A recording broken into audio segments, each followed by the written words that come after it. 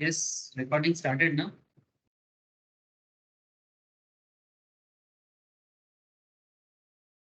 Yes, sir. Yes, sir. Okay sir, चलो हम लोग स्टार्ट करते हैं आज का इनकम टैक्स क्लास। अभी मैं इनकम टैक्स को वीक में 2 दिन करा रहा हूँ, जैसे थोड़ा सा मौका मिलेगा मैं फिर से 3 रखूंगा। ठीक है, ये जो ट्यूसडे और वेडनेसडे में अभी थोड़ा मैं एक एक दिन करके कम करा रहा हूँ, क्योंकि मैं थोड़ा सा धीमा कर रहा हूँ, कुछ काम पड़ जाता है, इसलिए मैं कुछ दिन थोड़ा सा कर रहा हूँ।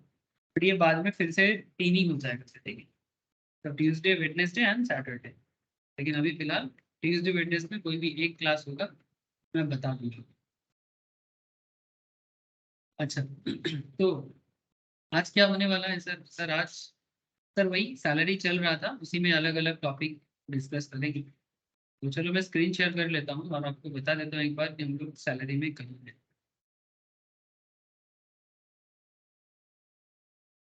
तो जैसे कि आप सबको पता है कि इनकम टैक्स जो है बेसिकली हेड्स ऑफ इनकम का एक क्या है, कॉम्बो है। ठीक है, डिफरेंट हेड्स ऑफ इनकम को जोड़ के ही इनकम टैक्स बनता है, और उस हेड्स में इंपॉर्टेंट हेड्स माना जाता है सर सैलरी। ठीक है, very important head, one of the important head. तो सैलरी हेड के अंदर बेसिकली हम लोग वो इनकम टैक्स कैलकुलेशंस करते हैं जो सैलरी पर्सन होते हैं, जो गवर्नमेंट ऑफ इंडिया को सैलरी कमा के टैक्स पे करते हैं, उनके बारे में चर्चा है। इसमें चार्जिंग सेक्शन 15 है, रिडक्शन का सेक्शन 16 है, और अदर प्रोविजन 17 में बोला गया है। ऑलरेडी ये कोई पहला क्लास तो है नहीं सैलरी का, ये ऑलरेडी कंटिन्यूएशन टॉपिक है। तो जैसे मैं आपको डिफरेंट काइंड ऑफ एडजस्टमेंट सिखा रहा था, तो लास्ट फ्यू क्लास में मैंने आपको 2 टॉपिक में काफ़ी ज़्यादा बात किया। एक आपका मतलब जिसको बेसिकली हम लोग एक दूसरे नाम से भी जानते हैं, दैट इज रिटायरमेंट बेनिफिट के नाम से भी जानते हैं, है ना सर? तो मैंने आप लोगों को रिसेंटली काफ़ी सारा क्वेश्चंस करवाया, बेसिक फीस, कमीशन, बोनस, ये सब एडजस्टमेंट तो आपने सीखा ही सर। अलाउंस के ऊपर मैंने डीए बताया, एचआरए भी बताया, बहुत सारा क्वेश्चन किया एचआरए के ऊपर। फिर मैंने आपको धीरे धीरे children education allowance, hostel allowances, transport allowance के ऊपर भी कुछ क्वेश्चंस में सॉल्व करवाया। टैक्सेबल परक्विजिट्स के अंदर मैंने आपको आरएफए करवाया। ठीक है, रेंट फ्री एकोमोडेशन हुआ है सर क्लास में। ठीक है, रेंट फ्री एकोमोडेशन पे मतलब डिटेल्स डिस्कशंस भी रहा है और क्वेश्चन आंसर भी हुआ है। फिर उसके बाद मैं आपको एम्प्लॉयर की तरफ से एम्प्लॉय को कुछ बेनिफिट मिलता है, उसके ऊपर भी मैंने कुछ क्वेश्चंस करवा के रखे। सर ऑलमोस्ट मैक्सिमम इंपॉर्टेंट चीजें हो चुका है, बट फिर भी क्या है ना, कुछ बातें ऐसा होता है जो होके भी खत्म नहीं होती। तो मैं भी आपको ना ग्रेचुइटी पेंशन में लास्ट कुछ क्लास में बहुत बात की है ना सर। मोटर कार पे मैंने बात कर चुका था, है ना, मोटर कार पे मैंने काफी बात कर चुका था। मूवेबल एसेट ट्रांसफर में भी मैंने बात किया है आपसे। गिफ्ट वाउचर में भी बात हुआ है सर। आप देखना मैंने क्वेश्चंस करवाया, ये मोस्ट प्रोबेबली 6th लेक्चर है, 6th या 7th लेक्चर है सैलरी पे। ठीक है, अच्छा, ग्रेचुइटी और अभी पेंशन, ये दोनों चीज में चर्चा बहुत जारी रहा है। अब धीरे धीरे मैं आपको ग्रेचुइटी पेंशन के लीव इनकैशमेंट की तरफ लेके गया था। लास्ट क्लास मैंने लीव इनकैशमेंट सिखाया था, क्या आप लोगों को याद है? मैं आशा करता हूँ याद है।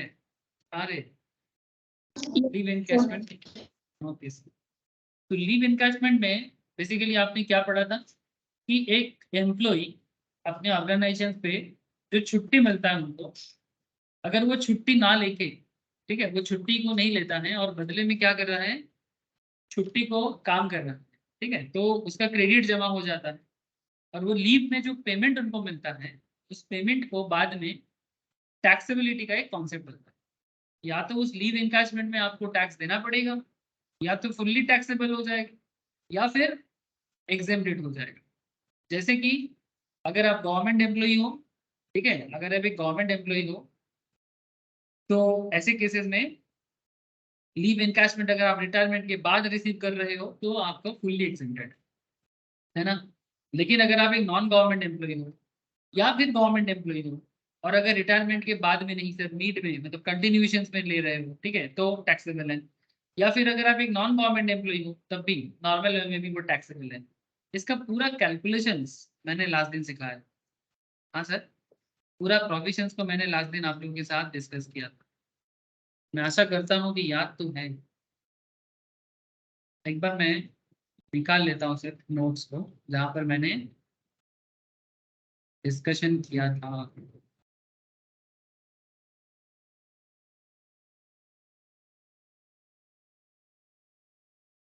जस्ट सेकेंड साहब, नोट्स निकालना भूल गया, कहाँ चला गया, कहाँ चला गया।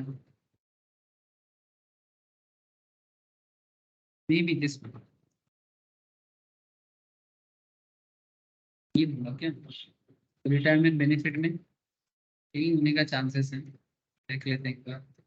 ग्रेजुएटी ग्रेजुएटी ग्रेजुएटी, अरे भाई पेंशन क्या, तो सर ये तो ग्रेजुएटी और पेंशन का नोट्स है। लीव इनकैशमेंट का, लीव इनकैशमेंट का, जस्ट सेकेंड। ये लास्ट क्लास का सैटरडे वाला डेट क्या था?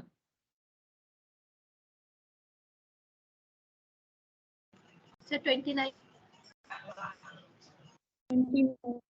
सर ठीक, मिल गया। ये भाई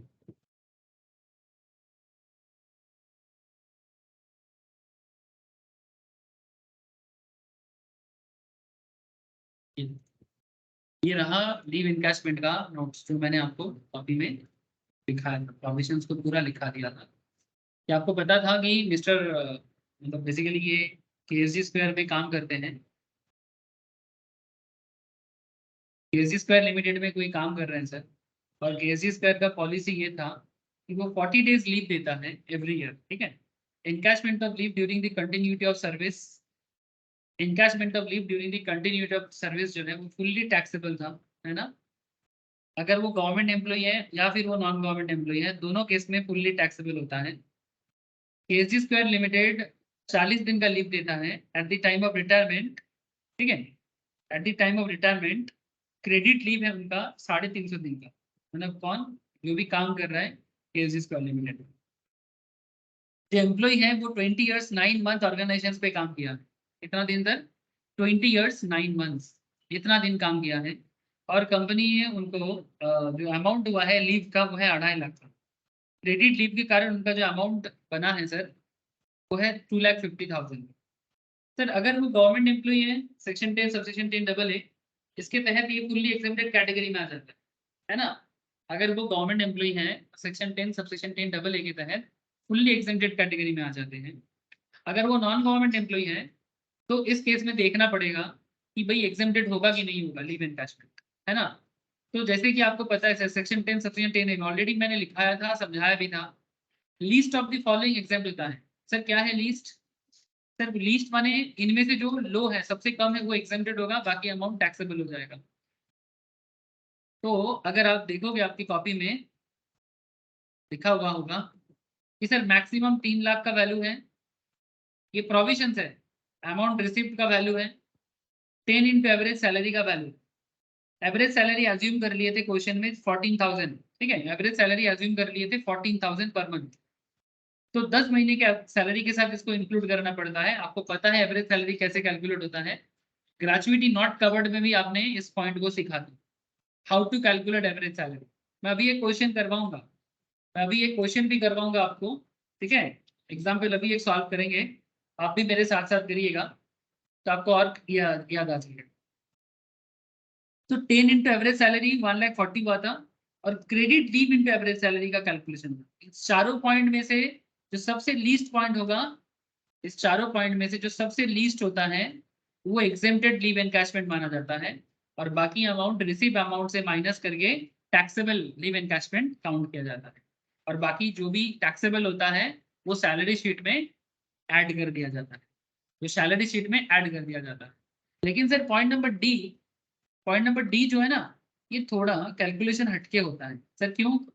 क्योंकि credit leave into average salary का जो कैलकुलेशन है ये हटके क्यों है? बिकॉज यहाँ पर क्रेडिट लीव के ऊपर कंपनी का जो लीव का पॉलिसी है और इनकम टैक्स का जो लीव का पॉलिसी है, दोनों पॉलिसी सेम नहीं है ना सर। कंपनी का पॉलिसी और इनकम टैक्स का policy is not the same policy. Company 40 days yearly leave provide कर रहा है, लेकिन इनकम टैक्स 30 डेज तक का ही लीव आपको अलाउ करता है। कंपनी 40 डेज का लीव अलाउ कर रहा है, लेकिन इनकम टैक्स आपके कैलकुलेशंस के लिए 30 डेज का ही लीव आपको अलाउ करता है। तो आई होप कि आपको ये पॉइंट याद है ना? आपको ये पॉइंट बिल्कुल याद होना चाहिए। ये देखो, ये मैंने आपको लिखा के भी रखा है, और यहाँ पर मैंने लास्ट दिन ये भी बताया था, earn leave entitlement can not exceed 30 days of for every year of actual service. यानी इनकम टैक्स कहते हैं कि भाई आपका कंपनी आपको 40 दिन, 50 दिन, 60 दिन, जितना दिन मर्जी लीव दे दे, जितना दिन मर्जी मैक्सिमम लीव दे सकता है, but income tax department calculation करने के टाइम पे इसको 30 के हिसाब से ही काउंट करेगा। और एग्जैक्टली सर वही हुआ था, एग्जैक्टली वही हुआ था। क्या हुआ था? कैलकुलेशन करके ये मिला था सर कि टोटल लीव केएसजी स्क्वायर लिमिटेड का 20 साल में 800 होता है, 20 साल का 800 लीव होता है टोटल, जिनमें से एम्प्लॉय जो है उसको 350 का क्रेडिट है। तो 800 लीव में से 350 का क्रेडिट है 350 डेज का। इसका मतलब ये होता है कि 450 लीव उसने यूज कर ली। लेकिन इनका मतलब नॉर्मली लोग क्या कैलकुलेट करेगा कि 350 डिवाइडेड बाई 30 इंटू 14,000 करके कैलकुलेट कर लेगा, और फिर 1,63,333 का हिसाब लगा लेगा इस पॉइंट के लिए, credit leave into average salary. ठीक है, बट ये गलत कैलकुलेशन होगा, ये रॉन्ग कैलकुलेशन हो जाएगा, इसीलिए मैंने इसको करके भी काट दिया। आपको भी बोला आप भी कर दो, क्यों? क्योंकि ये आपको याद रखने में हेल्प करेगा कि ये गलत है, दिस इज रॉन्ग। क्यों ये रॉन्ग इसलिए है? बिकॉज ये इनकम टैक्स की प्रोविजन के हिसाब से नहीं हुआ था। आपको इनकम टैक्स का प्रोविजन फॉलो करना है। तो प्रोविजन ऑफ इनकम टैक्स क्या कहते हैं? इनकम टैक्स प्रोविजन ये कहते हैं कि भाई आपका टोटल लीव 600 है। क्यों? क्योंकि 20 साल काम कर रहा है, 30 डेज का लीव है ना? तो 30 ईयरली 30 लीव है, तो पूरा साल भर का 20 साल में टोटल 600 लीव होता है। जहां करके केएसजी स्क्वायर लिमिटेड 800 लीव बता रहा था, केएसजी स्क्वायर लिमिटेड 800 लीव बता रहा था, बट इनकम टैक्स कहते नहीं, एम्प्लॉय को 600 ही लीव काउंट करेंगे। यूज कितना कर लिया? 450। तो 600 में से 450 यूज हो गया, तो फिर क्रेडिट कितना बचा हुआ है? 150। ये 150 लीव के ऊपर आपका क्रेडिट लीव का कैलकुलेशन होगा, इसका वैल्यू हुआ है सर 150 बाई 30 इंटू 14,000। ये हो गया आपका क्रेडिट लीव। अब यही 70,000 आपका, यही 70,000 जो हिसाब आया है ना, this is your fourth point, this is your fourth point, credit leave into average salary. तो हम लोगों ने ये कैलकुलेट करके देखा था कि ultimately A B C D 4 point में से सबसे कम हुआ था 70,000। तो फिर आपका एग्जेम्प्टेड वैल्यू क्या बन गया था? आपका एग्जेम्प्टेड वैल्यू क्या बन गया था? 70,000। एग्जेम्प्टेड वैल्यू क्या बन गया था? 70,000। तो फिर टैक्सेबल वैल्यू क्या होगा?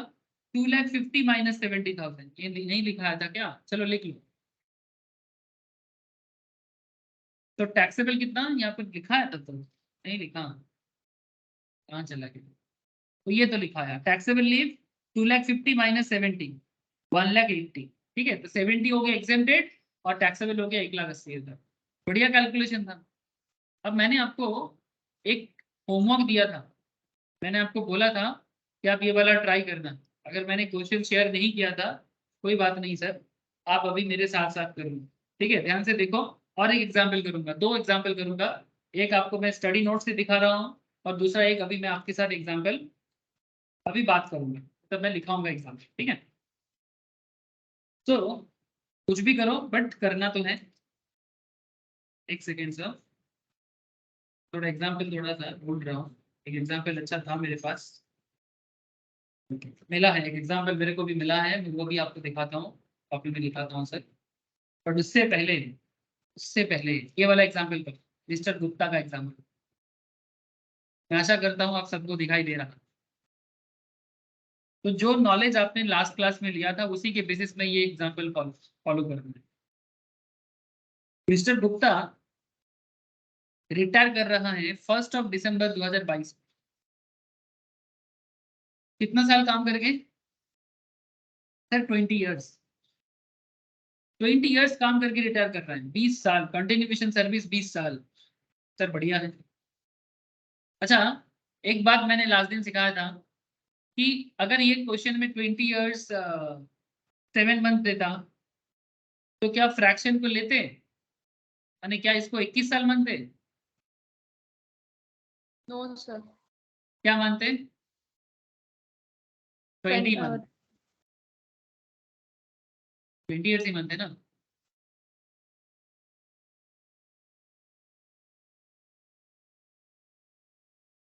सर माने मैं ये कहना चाह रहा हूँ कि इस केस में भी फ्रैक्शन इग्नोर किया जाता है, ठीक है। ग्रेचुइटी प्रोविजंस पर पढ़ाने के टाइम पे आपको मैं बताया था, ग्रेचुइटी में जो कवर्ड होता है उसमें एक्सेस ऑफ 6 मंथ्स काउंट होता है, जो कवर्ड होता है, ठीक है, मैंने कवर्ड अंडर ग्रेचुइटी एक्ट, ठीक है। तो ये चीज मैंने आपको वहां पर बताया था कि अगर एक्सेस ऑफ 6 मंथ्स का एक कॉन्सेप्ट था कि अगर 20 ईयर 6 मंथ्स होता है तो आपको 21 ईयर लेना चाहिए, 6 मंथ से ज्यादा हो तो, 6 मंथ से नीचे हो या 6 मंथ्स हो तो 20 लेना चाहिए। लेकिन नॉट कवर्ड अंडर ग्रेचुइटी के केस में भी आपने देखा था कि किस तरह से फ्रैक्शन को इग्नोर किया गया था। सिमिलरली यहाँ पर भी लीव एनकैशमेंट के केस में भी फ्रैक्शन को इग्नोर किया जाता है, ठीक है, फ्रैक्शन को इग्नोर किया जाता है। तो अगर 20 साल 7 महीना 8 महीना 9 महीना कुछ भी रहे, आप उसको 20 साल ही मानेंगे, ठीक है, याद रहे बात। चलो सर इलस्ट्रेशन को देखते हैं। तो मिस्टर गुप्ता रिटायर कर रहे हैं 1/12/2022 को, 1 दिसंबर 2022 को। सर बहुत दिन काम किया, 20 इयर्स काम किया, बहुत अच्छा है सर, कॉन्ग्रेचुलेट करना चाहिए। 20 years of service and receive leave salary, 5 lakh का लीव सैलरी बना इनका। कुछ अदर डिटेल्स भी दिया है। बेसिक सैलरी बोला है 5,000 पर मंथ, डियरनेस अलाउंस बोला है 3,000 पर मंथ। अच्छा बेसिक में इंक्रीमेंट हुआ है सर, ऐसा कॉन्सेप्ट मैंने बहुत क्वेश्चंस में आपको करवाया। 1000 was increased with effect from 1 अप्रैल 2022, माने दिसंबर 22 तक काम किया, दिसंबर 22 तक काम किया, लास्ट अप्रैल से लेके दिसंबर 1,000 टका एक्स्ट्रा मिला है। माने जितना उनका बेसिक चल रहा था 5,000 पर मंथ, उससे पहले मतलब अप्रैल से पहले 4,000 होगा, ऑब्वियस बात है। सर डियरनेस अलाउंस में बोला है 3,000 per month, 60% of which is retirement benefit, मैंने आरबी पार्ट दे दिया, जरूरी होता है ना। कमीशन बोला है 500 टका पर मंथ, कमीशन का टर्नओवर नहीं बोला है, पर मंथ बोला है। सर बोनस दिया है 1,000 टका पर मंथ।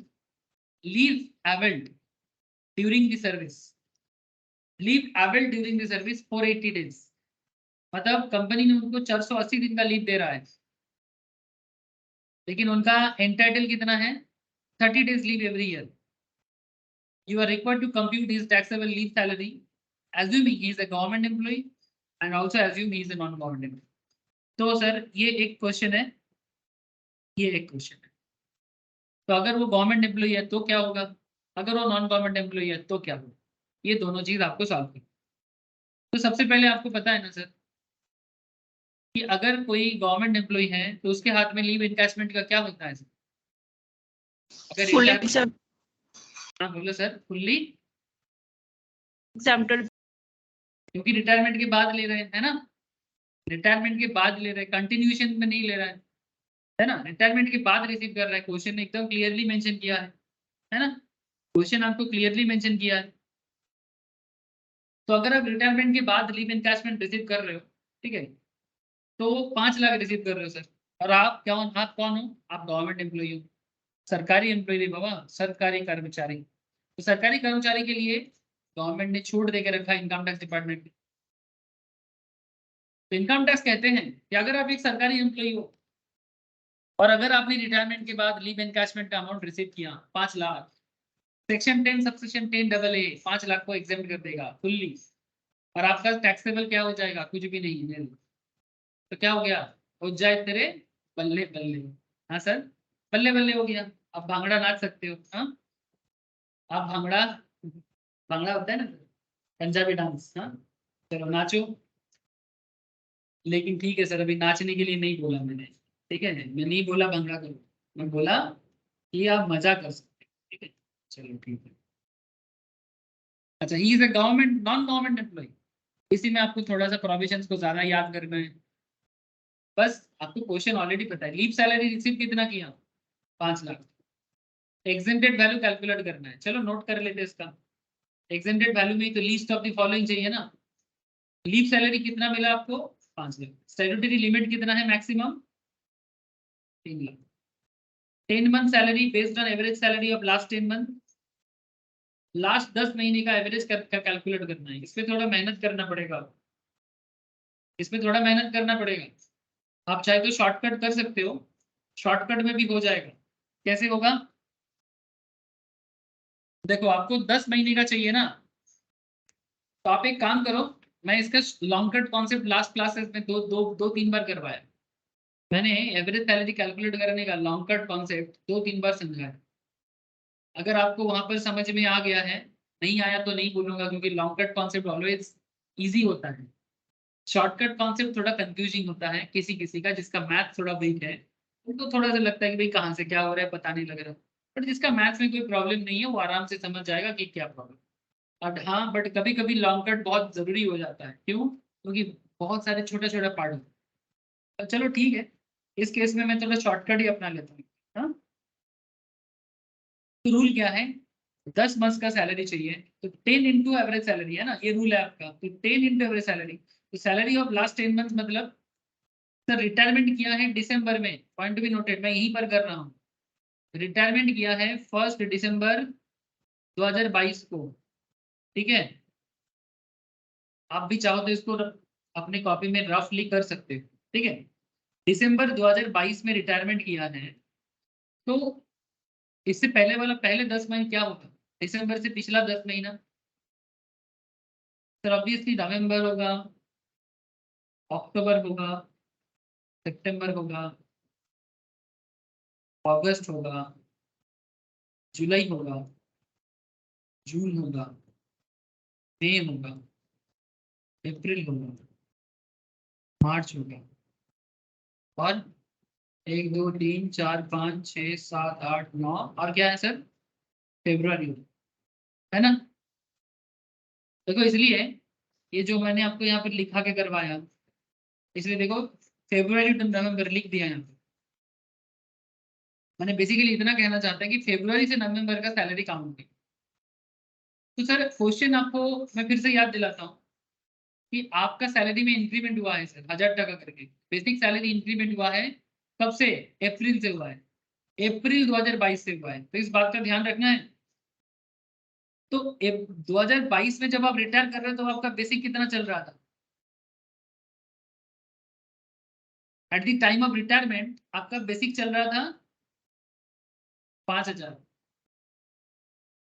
और अप्रैल में आपका सैलरी 1000 में इंक्रीमेंट हुआ है, अप्रैल में हुआ है। इसका मतलब हम लोग अगर ये समझे कि अप्रैल के बाद ही आपका सैलरी 5000 हुआ है, मतलब ड्यूरिंग अप्रैल ऑनवर्ड्स, अप्रैल में 5 हुआ है, तो अप्रैल से पहले मार्च और फरवरी में आपका सैलरी कितना हुआ करता था,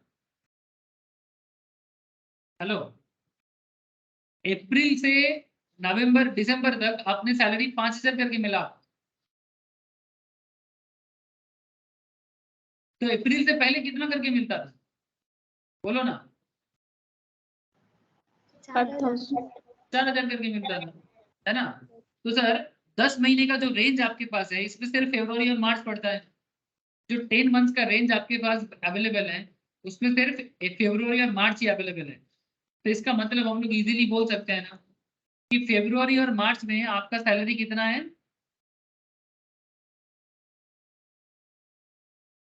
बेसिक सैलरी 4000 करके, तो हम लोग क्या बोलेंगे 4000 इंटू 2। और बाकी जो 8 महीना है, माने अप्रैल से लेके नवंबर तक का जो टाइम पीरियड है ये 8 मंथ्स टाइम पीरियड है। तो अप्रैल टू नवंबर 8 मंथ्स, अप्रैल में आपका सैलरी 4000 से बढ़ के 5000 हो गया, इंक्रीमेंट हुआ है, प्लस 1000 हो गया। तो 4000 तो चल ही रहा था, अब 1000 टका बेसिक और बढ़ गया, तो 4000 का प्लस 1000 हो गया 5 हो गया। लेकिन ऐसा चलता गया अप्रैल से नवंबर तक। तो हम लोग ऐसे बोल सकते हैं ना कि 5000 करके 8 महीने का आपको मिला है, 5000 इंटू 8। आई थिंक इसमें कोई डाउट का है नहीं सर। 5000 इंटू 8 एंड 4000 इंटू 2, इसमें तो कोई डाउट होना नहीं चाहिए कि कैसे आया। मैं शॉर्टकट आगे बता रहा हूँ आपको। अच्छा ये हो गया बेसिक। नॉर्मली क्या होता है, basic plus DA plus spot होता है। ये जो एवरेज सैलरी का नियम है ना sir, 10 month salary based on average salary. Average salary का कैलकुलेशन का क्या क्या नियम है, मैं ऑलरेडी नियम बताया था। इसमें बेसिक चाहिए होता है डीए का, डीए का आरबी पार्ट लिया जाता है, और कॉट रहते हैं सर, कॉट, कॉट माने commission on turnover. In our example, ये जो एग्जाम्पल अभी हम लोग कर रहे हैं इसमें कमीशन का कौन सा पार्ट है सर? Monthly part. टर्नओवर कुछ नहीं बोला तो इसको इग्नोर करेंगे। मंथली कमीशन नहीं आता है sir salary, basic average salary calculation में।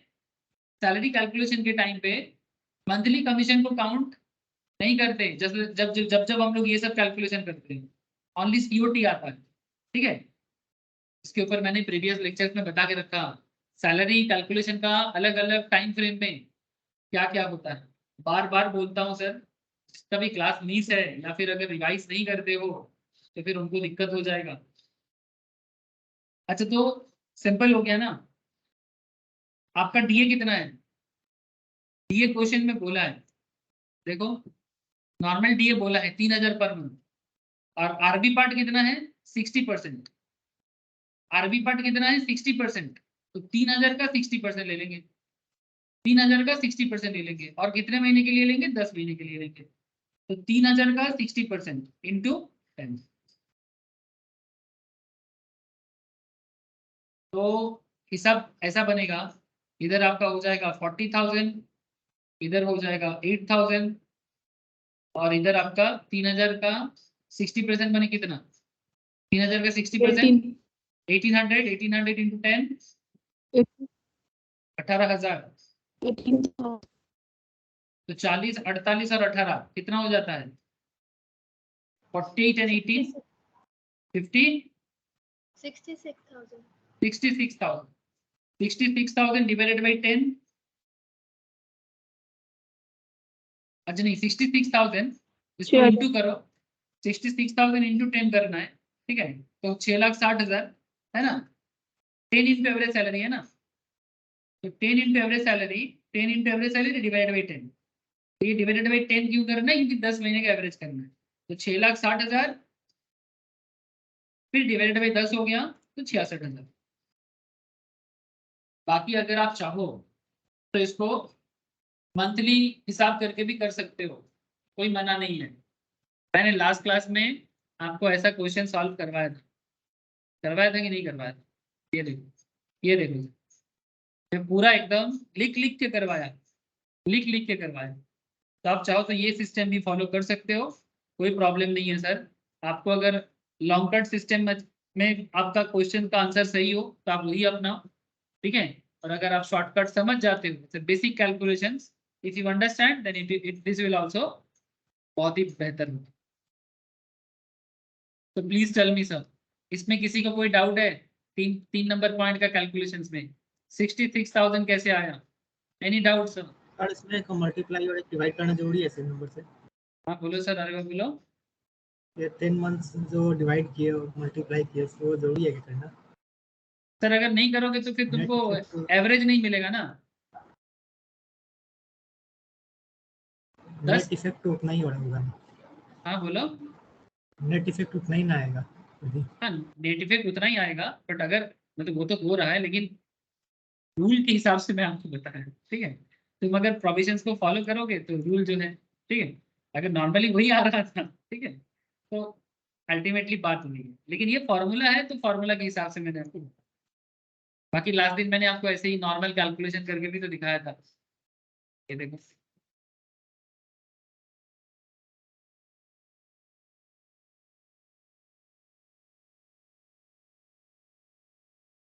कुछ क्वेश्चन सॉल्व किया था ना इस तरह से, तो इसमें भी हम लोग जो भी आया था उसको डिवाइडेड बाई 10 कर दिए थे। तो बस बाकी यहाँ पर हम लोग मैनुअली किए थे, इसको हम लोग बस फॉर्मूला यूज कर दिए, बाकी सेम है सब। ठीक है, लेकिन सर क्या है ना, जब आप क्वेश्चंस को सॉल्व करते हो ना तो आपको एज पर प्रोविजंस करना चाहिए, है ना। तो इनकम टैक्स डिपार्टमेंट, या फिर सबसे बड़ा बात क्या है सर, आप जब सॉल्व कर रहे हो तो एग्जामिनर आपका सोल्यूशन देखेगा, और अगर आप फॉर्मूला को प्रॉपरली यूज नहीं करोगे तो फिर मतलब चेंज हो सकता है। तो इसलिए अच्छा है कि जो मतलब है वो मतलब को फॉलो करो, भले ही आंसर मैच कर रहा है पहले ही। ठीक, अब आ जाते थे पॉइंट 4 में। पॉइंट 4 में आ जाए। हाँ सर, पॉइंट नंबर 4 में क्या है? पॉइंट नंबर 4 जो है वही हमारा सबसे मेहनत का काम है। अब इसको कर लेते हैं। वी नो दैट कैसे करना है। Cash equivalent of leave standing at the credit of the employee. Employee के नाम पे कितना क्रेडिट ऑलरेडी बन गया है लास्ट 10 मंथ का? मैक्सिमम 30 डेज का लीव उनको दिया जाएगा। और क्वेश्चन ऑलरेडी ये बता रहा है कि सर उनके क्रेडिट में 480 लीव है, सर्विस करते हुए 480 लीव उन्होंने क्रेडिट लिया है।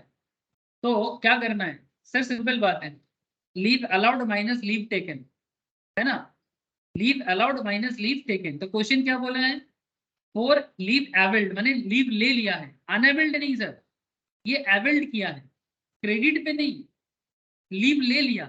तो टोटल जितना उनको मिलना चाहिए था, ये क्वेश्चन में थोड़ा सा ट्विस्ट है सर, जो मैंने आपको एग्जांपल बताया था उसमें लीव क्रेडिट बताया था और यहाँ पर लीव एवेल्ड बता रहा है। तो लीव क्रेडिट तो वो होता है जो अनएवेल्ड होते हैं, जो आपने लिया नहीं, और यहाँ पर आपने एवेल्ड कितना किया ये बताया। तो ऑब्वियस बात है कि जो एवेल्ड लीव है माने क्या, यूज्ड, है ना सर, आपने यूज कर लिया 480 डेज, आपको मिलना कितना चाहिए था, 30 दिन, ठीक है, एज पर इनकम टैक्स। तो बात बात बहुत सिंपल हो गया, leave allowed minus leave taken. तो 30 दिन करके 20 साल काम किया है तो 600 होता है, 600 होता है, वहां से 480 माइनस करो, ये आपका यूज्ड है बेसिकली। तो आपका लीव बनता है 120 डेज, क्रेडिट लीव बनता है 120 दिन का। अब हिसाब तो पता ही है आपको, है ना, 120 डिवाइडेड बाई 30 इंटू 66,000 और उसको आपको 10 महीने के हिसाब से कर देना एवरेज सैलरी, है ना। बाकी आप जैसे करो, जैसे मैंने आपको लास्ट दिन में सिखाया, ठीक है, 130 डिवाइडेड, मतलब जो नंबर ऑफ दिन आपका क्रेडिट होता है 30 दिन के हिसाब से आपका जो भी एवरेज सैलरी बनता है आप उसको काउंट करो। 66 इसका एवरेज करोगे तो 6600 करके आएगा, आप इसका आ रहा है आपका 26,400 average salary per month, average salary पर मंथ। लीव ड्यू बाई 30, ठीक है, into average salary per month, this is the formula.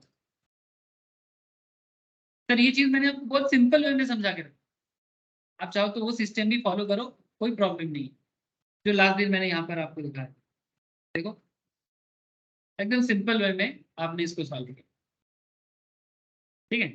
Average salary हम लोगों ने अज्यूम कर लिया था क्वेश्चंस में, और बाकी सेम सिस्टम फॉलो हुआ था। आपका क्रेडिट लीव बना था 150, तो 150 बाई 30 इंटू 40, ठीक है। तो आपका यहाँ पर आंसर आया था 70,000 का। तो एग्जैक्टली वही चीज हमारे यहाँ पर क्वेश्चंस में आ रहा है, 26,400। लेकिन फॉर्मूला ये है, this is the formula, leave due, मतलब जितना लीव आपने ड्यू रखा 30 दिन के हिसाब से उसको डिवाइड करो, और जितना आपका एवरेज सैलरी पर मंथ होता है वो एवरेज सैलरी आप पहले ही कैलकुलेट कर चुके थे 66,000, है ना, 66,000 डिवाइडेड बाई, ठीक है, 66,000 डिवाइडेड बाई 10, तो ये हो जाएगा आपका एवरेज सैलरी पर मंथ। तो ओवरऑल आपका बन रहा है 26,400। तो ये total least of the following में से, लीस्ट ऑफ द फॉलोइंग में से आपने 4 पॉइंट कैलकुलेट कर लिया, लिस्ट ऑफ द फॉलोइंग में से आपने चारों पॉइंट कैलकुलेट कर, ABCD करके। क्या क्या पॉइंट था sir, leave salary 5 lakh, statutory limit 3 lakh, 10 month salary based on average last 10 month salary जो बना था आपका 66,000, और आपका क्रेडिट लीव का 26,000। लोएस्ट कौन सा है, दिस वन, तो this is of the lowest. 26,400 क्या हो जाएगा, एग्जेम्प्टेड हो जाएगा।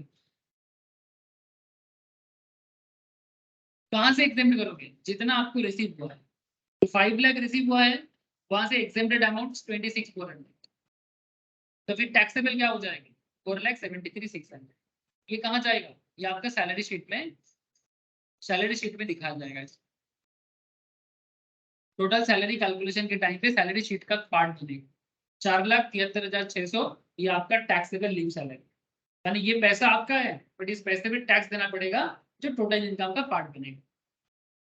बस इतनी सी बात, बोलो सर।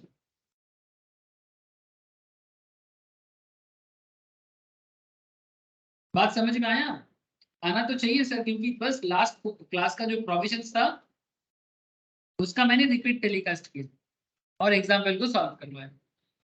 क्या रे पूजा कैसे समझ में आया,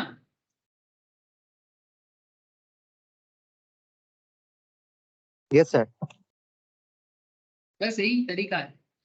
चलो एक एग्जाम्पल लिखो, देखते हैं। या आखिर आपका समझ कहाँ पे? सैनॉन, लिंकी, हंस, मैं आशा करता हूँ आप सभी को समझ में आ रहा है। हाँ सर। चलो एक एग्जाम्पल और लो।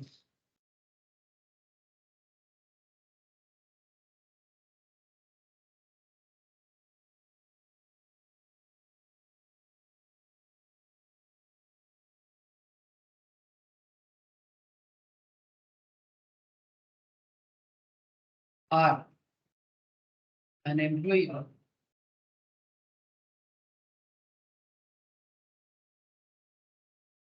Z limited. आर कहाँ काम करते हैं sir? Sir R Z limited में काम करते हैं। R an employee of Z नहीं सर, एक्स वाई जेड का, एक्स वाई जेड लिमिटेड, ठीक है। Retire from service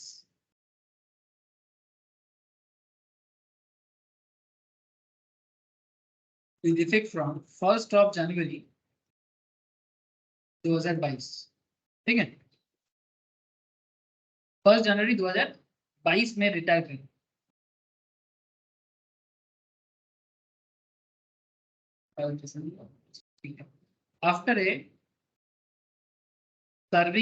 after serving for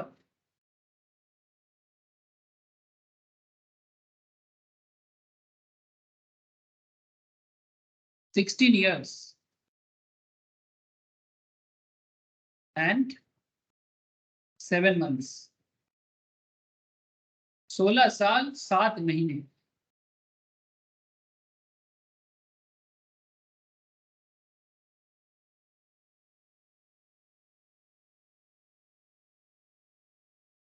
at the time of retirement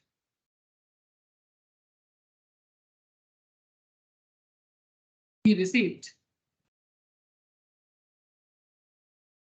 sum of rupees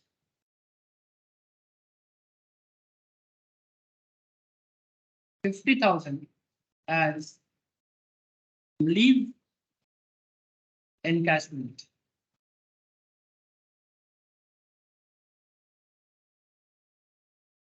For unavailed leave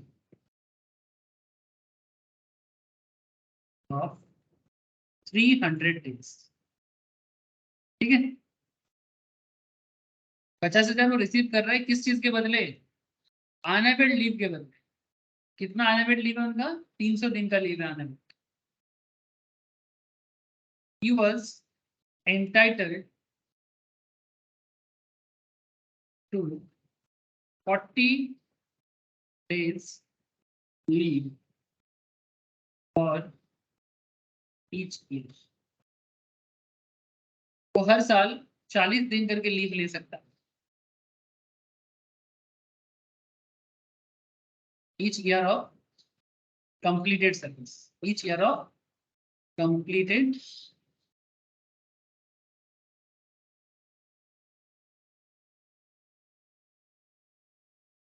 he was getting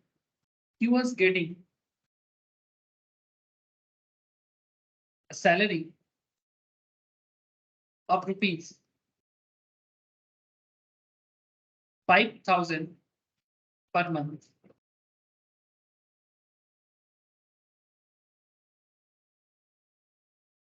at the time of retirement. At the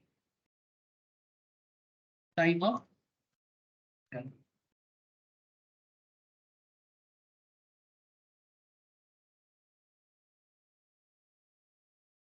He received increment with effect from, अच्छा पहले तो amount तो लिख दो, increment of rupees 500 with effect from W.E.F 1st of July 2021, ठीक है। Retire कब किया है? 1 जनवरी 2022 को, ठीक है। उनको इंक्रीमेंट मिला है 1 जुलाई 2021 को, ठीक है। क्या कैलकुलेट क्या करना है? compute the amount of leave encashment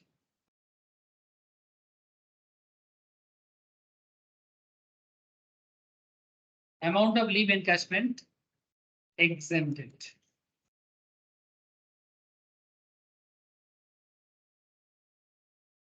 ये है क्वेश्चन। सर होमवर्क नहीं है, आप लोगों के पास 2 मिनट टाइम है, आप लोग अभी मुझे करके बताओगे। इतना एक्सपेक्टेशन मैं रख सकता हूँ। आप लोगों को मैं 2 से 3 मिनट टाइम दे रहा हूँ सर। प्लीज आप क्वेश्चंस को कंप्लीट करके मेरे को आंसर बताओ कि क्या एग्जेम्पशन अमाउंट होगा। ठीक है, तनोर, नील, अंश, इनकी सभी के लिए यहाँ क्वेश्चन है सर। जो कोई भी लाइव कर रहे हो, जो रिकॉर्डेड कर रहे हो, क्वेश्चन सबके लिए है।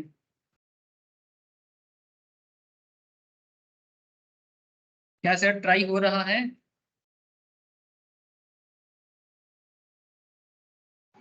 Yes, sir. ओके सर, करो करो सर, ट्राई करते जाओ, ट्राई करते जाओ। कोशिश करने वालों की कभी क्या होता है सर, हार नहीं मिलती। पता है ना, इट्स वेरी फेमस पोएट्री। कहते हैं नन्ही चींटी जब दाना लेकर चलती है, चढ़ती दीवारों पर 100 बार फिसलती है, फिर भी मेहनत उसकी बेकार नहीं होती, क्योंकि मेहनत करने वालों की, कोशिश करने वालों की कभी हार नहीं होती।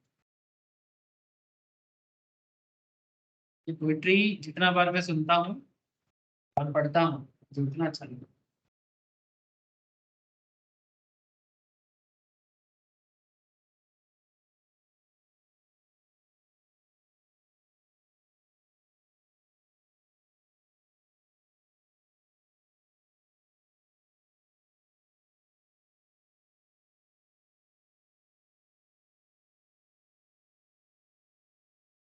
इस पोइट्री में एक लाइन था सर, बोलता है कि डुबकिया सिंधु में गोताखोर लगा था। डुबकिया माने वो जो पानी के नीचे जाते हैं ना, पर्ल्स वगैरह ढूंढते हैं। बोलता है डुबकिया सिंधु में गोताखोर लगाता है, जा जाके खाली हाथ लौट, फिर भी उसकी हिम्मत बेकार नहीं जाती, कि कोशिश करने वालों की कभी हार नहीं। नहीं कुछ और सर, एकदम इंस्पायर कर देता है, अंदर से इंस्पायर कर देता है। चलो आंसर आया कि नहीं आया? हाँ सर जी। सर चलो मैं भी सॉल्व करता हूँ। जिन लोग मेरे से आगे निकल गया, मैं उनको पकड़ने का कोशिश करता हूँ।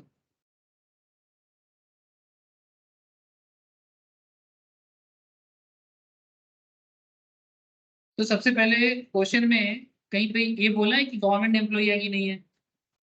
If question is silent about the employee status, सरकारी है कि बेसरकारी है, सरकारी है कि प्राइवेट है, इसके बारे में अगर क्वेश्चन साइलेंट है और ऑब्वियसली XYZ लिमिटेड बोला है और ये नहीं बोला कि गवर्नमेंट कंपनी है, तो सिंपल सी बात है सर, सिंपल सी बात है, हम इसको क्या मानेंगे, नॉन गवर्नमेंट। तो नॉन गवर्नमेंट के हाथ में लीव एनकैशमेंट पार्टली टैक्सेबल होते हैं, पार्टली एग्जेम्पल होते हैं। रूल क्या है? Section 10 subsection 10AA। इस सेक्शन के तहत लीस्ट ऑफ द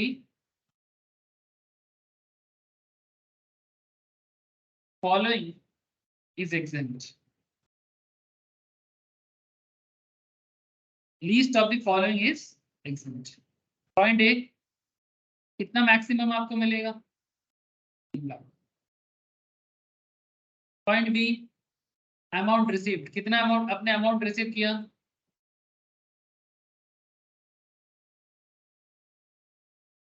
50,000 मिला है आपको, 50,000।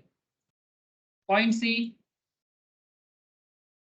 10 इंटू एवरेज सैलरी।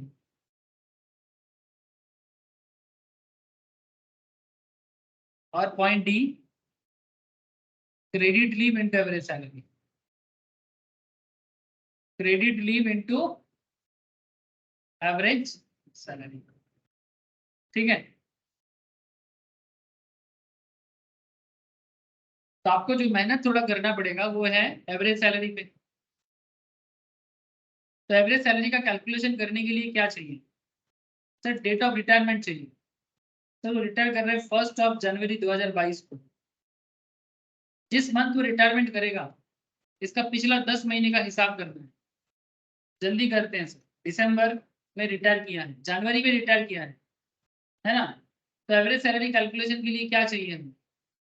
हमें चाहिए basic plus DA plus cot. But question में क्या बेसिक तो है, डीए का कुछ बोला नहीं, कॉट का भी कुछ बोला नहीं, कमीशन ऑन टर्नओवर, कॉट मैंने कमीशन ऑन टर्नओवर का भी कुछ बोला नहीं। तो जस्ट हम लोग पिछले 10 महीने का बेसिक देखेंगे और इंक्रीमेंट को देखेंगे। कब से इंक्रीमेंट हुआ है? 1 जुलाई से। तो पिछला 10 महीना, प्रीवियस 10 मंथ्स, दिसंबर, नवंबर, अक्टूबर, सितंबर,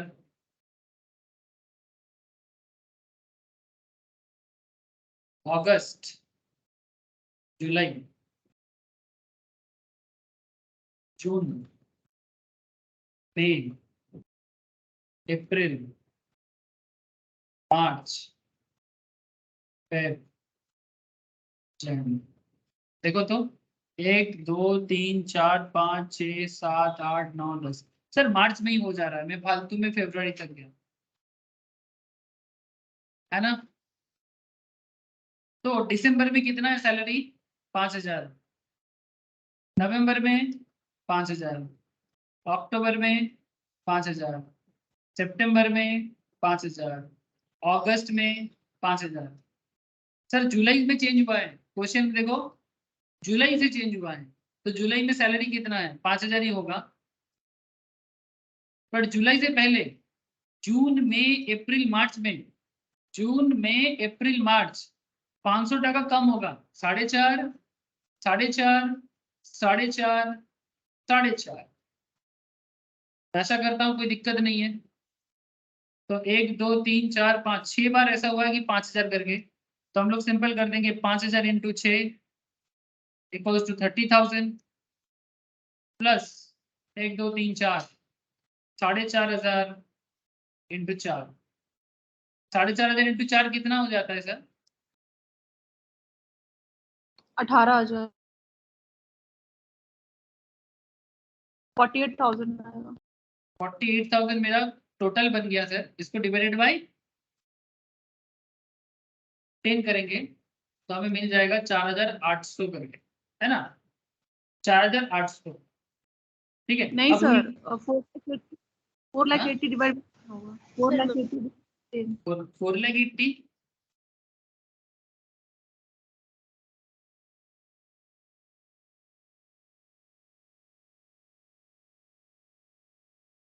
$48,000 हुआ ना? हाँ सर। अच्छा, मैंने आप लोग बोल रहे 48,000 के साथ इंटू 10 करेंगे, फिर उसको डिवाइडेड बाई 10 करेंगे। हाँ सर, एक ही बात है, अभी आंसर मुझे पूछ रहा था, इफेक्ट तो एक ही आता है। तो मैं इसको 4,800 ही यहाँ पर कर रहा हूँ, कोई दिक्कत नहीं है। ठीक है, 48,000 डिवाइडेड बाई 10 कर दिया तो एवरेज सैलरी मिल गया ना। अब इसको मैं यहाँ पर कर देता हूँ, देखो तो एक ही बात। हम लोग यहाँ पर 10 इंटू क्या किए थे? 10 इंटू एवरेज सैलरी किए थे। तो एवरेज सैलरी कितना है? 4,800। तो 10 इंटू 4,800, एक ही बात है, एक ही बात है कि नहीं? यस। तब वही 48,000 को इंटू 10 करो, फिर डिवाइडेड बाई 10 करो। और यहाँ पर ऑलरेडी मैंने 10 इंटू शॉर्ट एवरेज। हाँ बोलो सर। शॉर्टकट वाला बताए थे ना, तो मैंने वही किया था। हाँ ठीक है सर, आप लोग सब सही किए, मैं समझ गया, आप लोग सही किए। ठीक है, तो बस वही, मतलब मुझे आंसर पूछ रहा था सर हो सकता है कि नहीं, तो वही सर हो सकता है। ठीक है, सब कुछ हो सकता है, तो इस तरह से कर सकते हैं। लेकिन हाँ, अल्टीमेट नेट इफेक्ट आपको दिखाना पड़ेगा प्रॉपरली। ठीक है, तो 1 2 3 4 4 पॉइंट आ गया। तो 30,000, 50, सॉरी 3,50,000, 48,000 और ये वाला बाकी है। क्रेडिट लीव का कॉन्सेप्ट बाकी है, इस पे थोड़ा मेहनत करना पड़ेगा। ठीक है, ये वाला इसका वर्किंग हो गया, इसका वर्किंग हो गया, दिस वन वर्किंग नोट 1।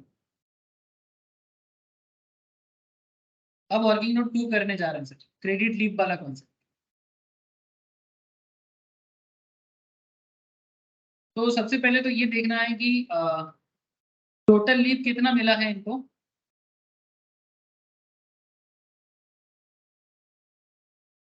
कोई मुझे बता दे सर।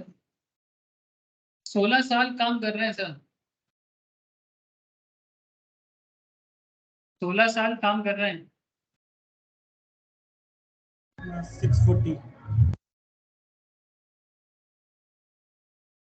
तो 16 साल काम कर रहा है और 40 दिन करके लीव मिल रहा है। कहाँ गया कहाँ गया कहाँ गया कहाँ? 640। हाँ 640 सर, मैं एक्चुअली मैं ढूंढ रहा हूँ मैं कहाँ लिखा, ये रहा 40 और इधर 60 सर years। लेकिन टैक्स में तो 30 days होता है ना। इनकम टैक्स का ना, हाँ ठीक है सर, इनकम टैक्स का बाद में देखते हैं। देखो सर ये क्वेश्चन थोड़ा डिफरेंट है। मैंने अभी जो क्वेश्चन आपको यहाँ पर दिया था, मतलब एग्जाम्पल से करा रहा था नोट से, ये वाला क्वेश्चन में आपको लीव एबल दिया था, माने आप कितना लीव ले चुके हो इसका डेटा दिया था। बट मैंने जो अभी क्वेश्चन दिया इसमें लीव एबल्ड नहीं बताया, एबल्ड बताया, मैंने लीव अनएबल्ड जो है वो बताया। ठीक है, तो बात को समझो। अगर आपको कोई इंफॉर्मेशन दिया है और कुछ इंफॉर्मेशन मिसिंग है तो आपको समझना पड़ेगा ना। तो आपका 16 साल में लीव कितना है टोटल, 640। यहां से आप माइनस करो क्रेडिट, आपके क्रेडिट में क्या बचा है, क्वेश्चन दिया है, देखो क्वेश्चन में बोला है 300 days। ये 300 लीव एनकैशमेंट फॉर अनएबल्ड लीव, जिसके लिए आपको 50,000 दिया जा रहा है, 300 दिन का है। तो इसका माने क्या होता है कि आपने इसमें एबल कर लिया तो 300 दिन एबल हो चुका है, माने आपका 640 से अगर 300 एबल हो चुका है तो बचा कितना है,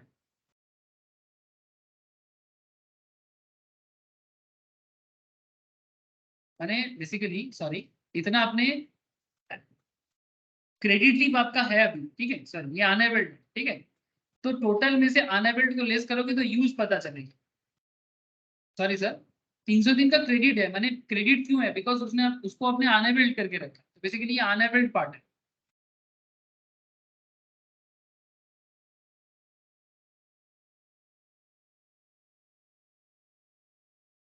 basically this is the unavailed part, ठीक है। तो total leave 640 minus credit leave जो अनएबल्ड पार्ट है 300, तो यूज कितना हो जाएगा 340, है ना, यूज हो जाएगा 340।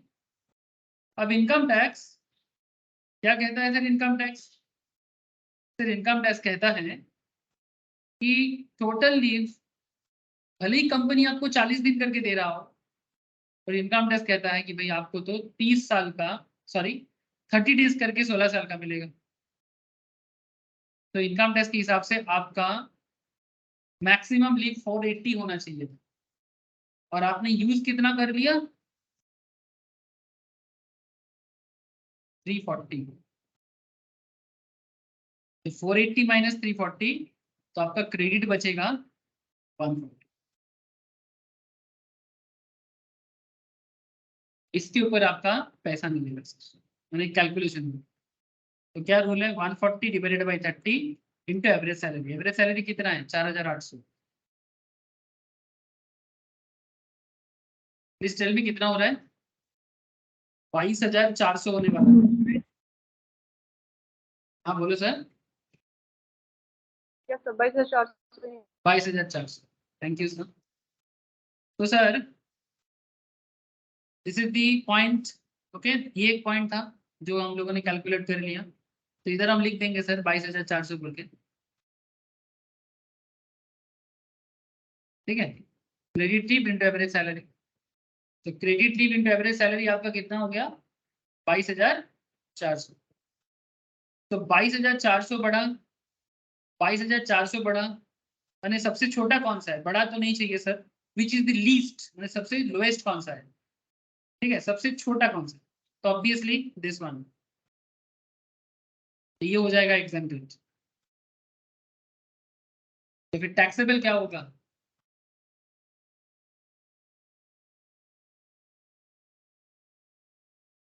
Taxable leave encashment equals to taxable leave encashment क्या हो जाएगा? 50,000 जितना आप रिसीव कर रहे हो वहां से माइनस करो 22,400, तो आपका बनेगा 27,600, 27,600। ये टैक्सेबल है, सैलरी शीट में आएगा। टोटल टैक्सेबल सैलरी कैलकुलेशन में ये अमाउंट टैक्सेबल क्या आ जाएगा। क्वेश्चन में इतना ही पूछा था, calculate exempted and taxable. Complete sir.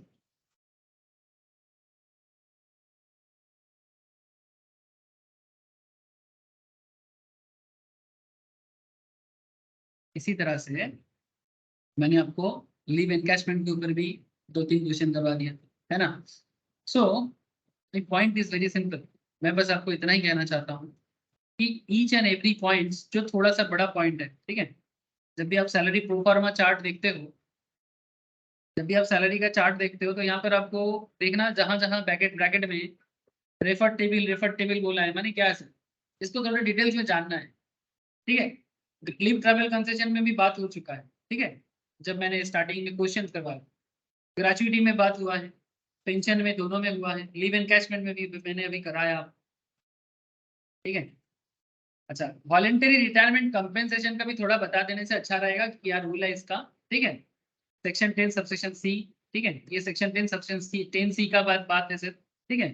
लेकिन ये इजी है, ये उतना झमेला नहीं है, इसका उतना झमेला नहीं है, रूल फॉलो करो समझ में आ जाएगा आपको। रिट्रेंचमेंट कंपेंसेशन का भी झमेला नहीं है, 10-10B का कंपेंसेशन मिला 5 लाख और 15 दिन एवरेज सैलरी पे completed year of service and part thereof in excess of 6, इसका 6 मंथ्स लिया जाता है, इसका 6 मंथ्स लिया जाता है। तो चलो मैं ये दोनों पार्ट आपको बता दूं, सेक्शन 10B और 10C, ठीक है, थोड़े डिटेल्स में मैं प्रोविजन बता दूं।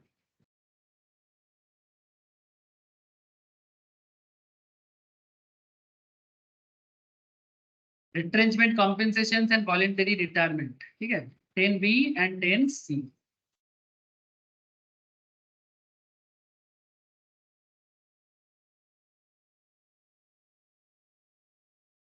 लेकिन सबसे लंबा चर्चा जो होने वाला है अभी, दैट इज प्रोविडेंट फंड का चर्चा, बहुत जरूरी चर्चा है sir. Provident fund is very important, तो इसका एक एक बात चर्चा होना चाहिए। ऐसे तो मैंने प्रोविडेंट फंड पहले भी क्वेश्चंस में करवाया, बट इसके ऊपर ना थोड़ा डिटेल्स चर्चा होना चाहिए, ठीक है। इसमें आपको मैं अलग अलग फंड बताऊंगा, RPF, URPF, SPF, PPF, ठीक है, थोड़ा शांति में समझने वाला बात है। सर शांति कहाँ मिलता है, ढूंढ ढूंढ के परेशान है हम लोग, शांति नहीं मिलता। सर क्या करे, शांति ढूंढते ढूंढते दुनिया पागल हो, जिंदगी का यही रीत है, शांति ढूंढना मुश्किल है। परेशानी ही परेशानी। अच्छा, तो बात क्या है सर, 10B और 10C कहाँ गायब हो गया? 10-10 हो गया, 10-10-1 हो गया, 10-10AA हो गया। प्रोविडेंट फंड एक्चुअली पागोजिस का एरिया है, उस पर बात करता हूँ आपसे।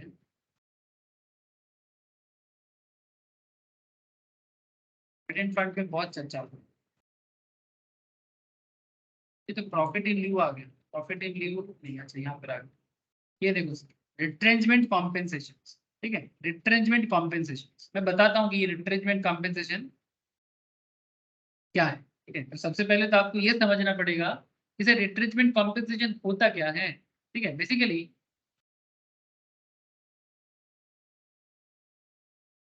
इसको ना कहा जाता है कि sir profit in lieu of salary, ठीक है, profit in lieu of salary section 17 का कुछ अदर सेक्शन का पार्ट है। सेक्शन 17 सैलरी जो है ना सर, ये सेक्शन 15 से लेके 17 तक एरिया में कवर किया है ना। इसमें 15 जो है वो चार्जिंग सेक्शन है, 16 जो है वो डिडक्शन का सेक्शन है, और 17 जो है सर वो अदर पार्ट को बोलता है, ठीक है। तो ये प्रॉफिट कुछ कम मतलब एम्प्लॉय कर लेते हैं बेसिकली, जो सैलरी का ही लीव मैंने इंस्टीड ऑफ, ठीक है। तो सैलरी के इंस्टीड पे ये मिलता है, जैसे मैं आपको समझ जाओगे sir, compensation on account of termination of his employment, यानी आपका कंपनी में जो नौकरी चल रहा था वहां से आपका जॉब जो है वो टर्मिनेट हो, ठीक है। तो टर्मिनेशन के टाइम पे कंपनी आपको कुछ पे करे, the amount of any compensation due to or received by due to or received by an associate from his employer or former employer, मतलब जिसके पास पहले काम करता था, at or in connection with the termination of his employer, ठीक है। तो इसमें टर्मिनेशन पे मिल सकता है। Point 2, compensation on account of modification of terms and condition of employee, मतलब पहले जिस पॉइंट पे आपका मतलब सैलरी बनता था अभी उसमें थोड़ा मॉडिफिकेशन है। तो the amount of any compensation due to or received by an assessee from his employer or former employer, मतलब जिसके पास पहले काम करता था या अभी काम करते हैं, और in connection with the modification of terms and condition of employment, usually such compensation is treated as capital receipt. However, by virtue of these provisions, the same is treated as revenue receipt and is chargeable as salary. Normally इसे capital receipt treat किया जाता है, but इसे मतलब provisions के कारण इसको salary में भी ट्रीट किया जाता है, ठीक है। तो इसीलिए हमें भी इसको सीखना पड़ेगा। It is to be noted that merely because a payment is made by an employer to a person who is his employee, मतलब एक एम्प्लॉयर अपने एम्प्लॉय को पे कर रहा है, does not automatically fall in the scope of the above provisions. The payment must be arising due to master servant relationship, माने पैसा जो मिल रहा है ना एम्प्लॉय को, तो एकदम एम्प्लॉयर एम्प्लॉय रिलेशनशिप होना चाहिए, पेयर पेई के बीच में रिलेशनशिप होना चाहिए। If it is not on that account but due to consideration totally unconnected to employment, such amount is not profit in lieu of salary. मैंने बस कहना ये चाहते हैं कि अगर एम्प्लॉयर एम्प्लॉय रिलेशनशिप नहीं है और आपको एक अमाउंट सर्टेन अमाउंट दिया जा रहा है तो हम उसे प्रॉफिट इन लिeu ऑफ सैलरी नहीं मानते, ठीक है। मतलब बेसिकली वो कैपिटल रिसिप्ट हो जाता है। बट बेसिकली कहना ये चाहते हैं कि अगर कोई एम्प्लॉयर अपने एम्प्लॉय को टर्मिनेशन ऑफ एम्प्लॉयमेंट के कारण कोई लमसम अमाउंट पे कर रहा है तो उसे प्रॉफिट इन लिeu ऑफ सैलरी और उसे रेवेन्यू कनेक्शन में खर्चा माना जाएगा और एम्प्लॉय के हाथ में वो सैलरी टैक्सेबल, ठीक है। अब इसको कैलकुलेशंस कराता हूँ, देखो यहाँ पर एक पॉइंट दिया है, payment from provident fund or other fund, any payment due to or received by an assessee from his employer or for former employer from a provident fund or other fund other than gratuity, pension, compensation received by a workman under Industrial Dispute Act, from Provident Fund or Public Provident Fund, from recognized Provident Fund, from approved superannuation fund, any house rent allowances to the extent to which it does not consist of employee contribution or interest on such contributions.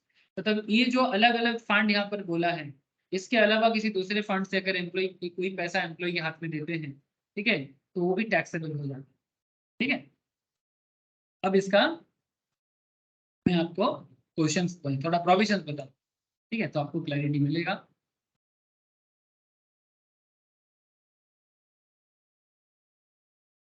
जैसे आपको मैं बोल रहा था section 10 subsection 10B, ठीक है। तो 10B क्या है, थोड़ा हटके पॉइंट है सर, सुन के रखो। Retrenchment compensation means the compensation paid under industrial dispute act 1947 or under any act, rule, order or notification issued under any law. Also includes compensation paid on transfer of employment under section 25A or closing down of an undertaking under section 25AA of the Industrial Dispute Act 1947. Sir ये जो law है ना, industrial law है जो बार बार सामने आ रहा है, या फिर कोई दूसरा लॉ भी हो सकता है, ठीक है, या फिर कोई रूल गवर्नमेंट का रह सकता है। इंडस्ट्रियल लॉ बेसिकली सीएमए और सीएस वाले इंटरमीडिएट में पढ़ते हैं, चार्टर्ड अकाउंटेंट इसको फाइनल में पढ़ते हैं, ठीक है। तो कहना ये चाहते हैं सर कभी भी पढ़ो, चाहे इंटर में पढ़ो चाहे फाइनल में पढ़ो, बट इंडस्ट्रियल लॉ के तहत डिस्प्यूट एक्ट बोल के एक्ट है सर, इंडस्ट्रियल डिस्प्यूट है। माने अगर कंपनी में आप काम करते हो और आपको कंपनी से निकाला जा रहा है, ठीक है, या फिर कंपनी खुद ही बंद हो रहा है, तो जब कंपनी बंद हो जाता है अचानक से, तो जो लोग इतना दिन कंपनी में काम कर रहे हैं, है ना, उनका भी तो बहुत बड़ा लॉस हो जाएगा। तो कई बार क्या होते हैं, तो कंपेंसेशन दिया जाता है एम्प्लॉय, तो उसी एम्प्लॉय कंपेंसेशन का बात करते हैं। It may be noted that compensation on account of termination and due to modification in terms of employment, जो मैं भी आपको बोल रहा था, ठीक है। However, the retrenchment compensation would be exempt under section 10 subject to following limits. तो देखो कि क्या लिमिट्स है इसका, 10(10)(b) में पूरा का पूरा टैक्सेबल नहीं होता है, कुछ टैक्सेबल होते हैं, कुछ एग्जेम्प्टेड होते हैं। Amount calculated in accordance with the provision of section 25A of the industrial dispute act. That is rule क्या है, डिस्प्यूट एक्ट का रूल है 15 days average pay into completed year of service and part thereof in excess of 6 months। अब आपको पता है complete year of service excess of 6 months क्या होता है, माने अगर 20 years 6 months 1 day कोई काम करते हैं किसी ऑर्गेनाइजेशन पे, तो हम इसको कितना साल मानेंगे सर, 20 साल मानेंगे कि 21 साल मानेंगे? 21। ठीक है, 15 दिन का एवरेज पे काउंट करो, ठीक है, एवरेज पे काउंट करो, 15 डेज के साथ उसको इंटू करो और फिर कंप्लीट ईयर ऑफ सर्विस के साथ उसको इंटू करो। तो 15 days average pay into completed year of service and part thereof in excess of 6 months। ये एक रूल है आपका। सेकेंड रूल है और, ठीक है, और amount not less than 5 lakh as may be notified by central government in this year। कम से कम 5 लाख, ठीक है, amount not less than 5 lakh as may be notified by the central government in this year, whichever is lower, whichever is, ठीक है, मैं sorry, इसका not less than 5 lakh माने या तो मैक्सिमम 5 लाख या फिर उससे कम, ठीक है, ये एक पॉइंट हो गया। सॉरी, तो अल्टीमेटली रूल क्या हो गया सर, रिट्रेजमेंट कॉम्पेंसेशन के हिसाब से आपका जो अमाउंट बन रहा है वो अमाउंट, या फिर जो अमाउंट आप रिसीव कर रहे हो, या फिर पास, इनमें से जो लोअर होगा वो एग्जेम्प्टेड होगा, बाकी पार्ट टैक्सेबल होगा, बाकी पार्ट टैक्सेबल होगा, ठीक है। यही बात यहाँ पर क्वेश्चन आगे कंप्लीट क्वेश्चंस के अंदर एक क्वेश्चन था,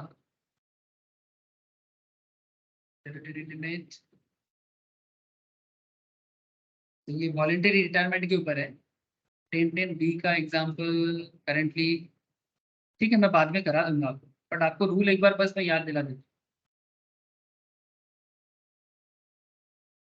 ज्यादा झमेला कुछ नहीं है सर, सिंपल ये फॉलो करना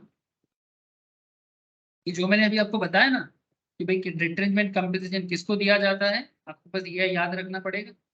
और बस साथ में ये याद रखो कि जो भी आपका वैल्यू होगा,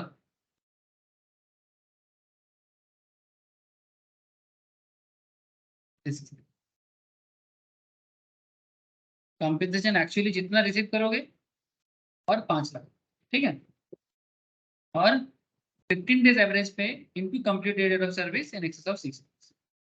ये तीनों पॉइंट में से जो आपका सबसे लोएस्ट पॉइंट होगा, ठीक है, वो आपका एग्जेम्प्टेड हो जाता है।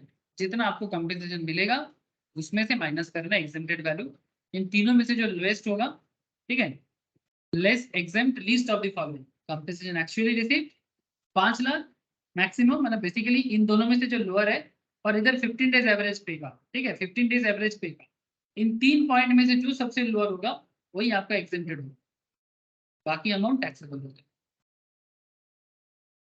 इतना याद रखो, बाकी अगर क्वेश्चंस में आपको मिल जाता है तो मैं आपको करा दूँ, ठीक है, ऐसे भी क्वेश्चन मिल जाएगा सर, कहीं ना कहीं आपको एडजस्टमेंट मिल ही जाएगा। एक और पॉइंट है सेक्शन 10(b), ये हो गया, और सेक्शन 10(10)(c) का एक पॉइंट है वो मैं एक बार बता दूँ, that is voluntary retirement compensation, is a very important.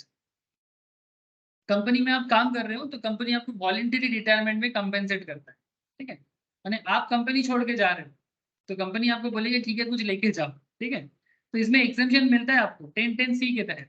तो रूल क्या है, कंपेंसेशन रिसीव्ड और रिसीवेबल ऑन वॉलंटरी रिटायरमेंट, मतलब जितना कंपेंसेशन ले रहे हो same to same 5 lakh, 3 month salary into completed year of service, and point D last on salary into remaining month of service left. ये 4 पॉइंट में से जो लोएस्ट होगा वो आपका डिडक्शन होता है, माने एग्जेम्पशन होता है। इसके ऊपर एक एग्जांपल अभी मेरे पास है, मैं आपको करा देता हूँ।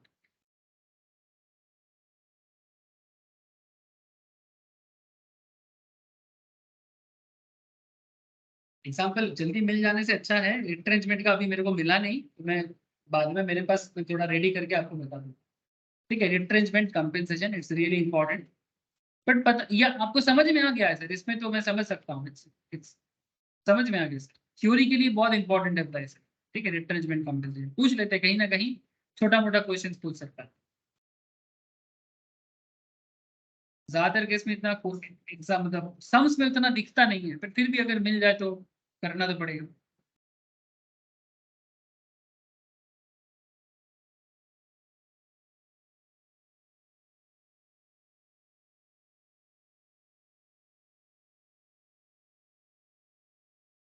Ten C I think this one. चलो देख लो सर, ये वॉलेंटरी रिटायरमेंट के ऊपर है। वॉलेंटरी अगर कोई रिटायरमेंट करता है तो उनका सैलरी में क्या ट्रीटमेंट होता है, और उनको अगर कंपेंसेशन मिलता है तो उसका क्या है। तो मिस्टर दत्ता वॉलेंटरी रिटायरमेंट ले रहे हैं और कंपेंसेशन रिसीव कर रहे हैं 7 लाख, 7 लाख।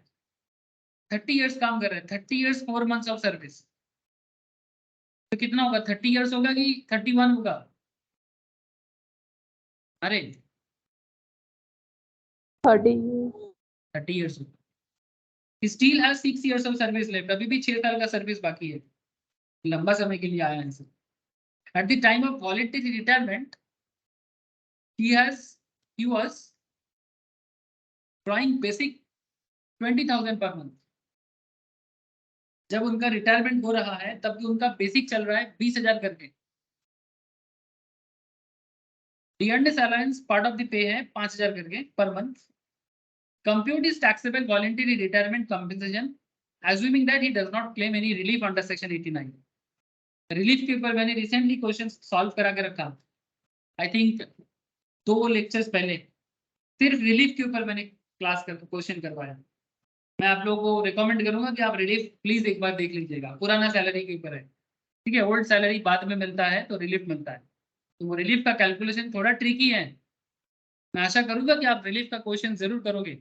अगर किसी को अभी तक रिलीफ नहीं किया प्लीज कलेक्ट करो, मैंने 2-3 क्लास पहले ही करवाया। आप लोगों ने किया ना रिलीफ? हेलो, सेक्शन 89 का क्लास किए थे कि नहीं किए थे सर? अगर नहीं किए थे तो कर लो सर, मैंने अभी अभी कुछ दिन पहले ही करवाया सर। अच्छा, इसका कैलकुलेशन क्या करें? वॉलंटरी रिटायरमेंट कंपनसेशन रिसीव हुआ था 7 लाख का, इसमें से एग्जेम्पशन होगा सेक्शन 10(10)(c) के तहत। इसमें से एग्जेम्पशन होगा सेक्शन 10(10)(c) के तहत। तो 10(10)(c) के तहत कैसे एग्जाम कैलकुलेशन होगा, उसी में थोड़ा मेहनत करना है, बहुत ईजी है सर। कंपनसेशन मिला है 7 लाख, स्टैट्यूटरी लिमिट है 5 lakh, 3 month salary into complete period of service. 3 month का सैलरी कैसे काउंट करोगे सर? 20,000 पर मंथ करके बेसिक्स है और 5,000 करके डीए है। हाँ सर, 20,000 पर मंथ आपका बेसिक्स है, 5,000 आपका डीए है, ठीक है। तो डीए नॉर्मली आपका सैलरी के अंदर आता है, बेसिक प्लस डीए। तो 20,000 प्लस 5,000 इंटू 3 महीने का सैलरी हो गया। तो 25,000 और 3 75,000 इधर हो जाएगा, और 30 साल के साथ इंटू करो तो 22,50,000 होता है। और 0.4 है लास्ट ड्रॉन सैलरी, तो लास्ट ड्रॉन कितना, 20,000 आप मंथली उठा रहे हो बेसिक, 5,000 आप उठा रहे हो DA. Last drawn salary and remaining month of service left, कितना साल का सर्विस बाकी है, कितना मंथ का सर्विस बाकी है सर अभी भी? 6 years 6 मंथ्स या 6 ईयर्स? 6 साल 6 साल के लिए अभी भी बाकी है उनका। तो last drawn salary into remaining month of service left, तो मंथ कैसे कैलकुलेट करोगे? 6 साल, हर साल में 12 महीना, तो 72 मंथ होता है ना। तो 25,000 इंटू 72 महीना हो गया ना, इसीलिए 12 मंथ इंटू किया, इसीलिए 12 मंथ। आप इस तरह से भी करते हो, 6 साल इंटू 12 महीना 72 महीना, तो 72 के साथ भी इंटू कर सकते हो 72 के साथ। तो आपका बनता है 18 लाख। सर 4 में से लोएस्ट कौन सा है?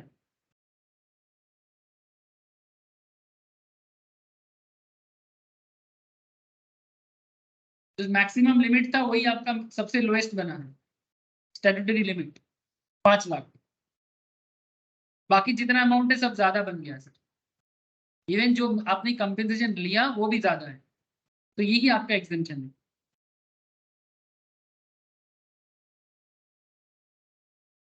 तो माइनस कर दो 5 लाख, तो बाकी 2 लाख हो जाएगा taxable. Taxable VRS, voluntary retirement,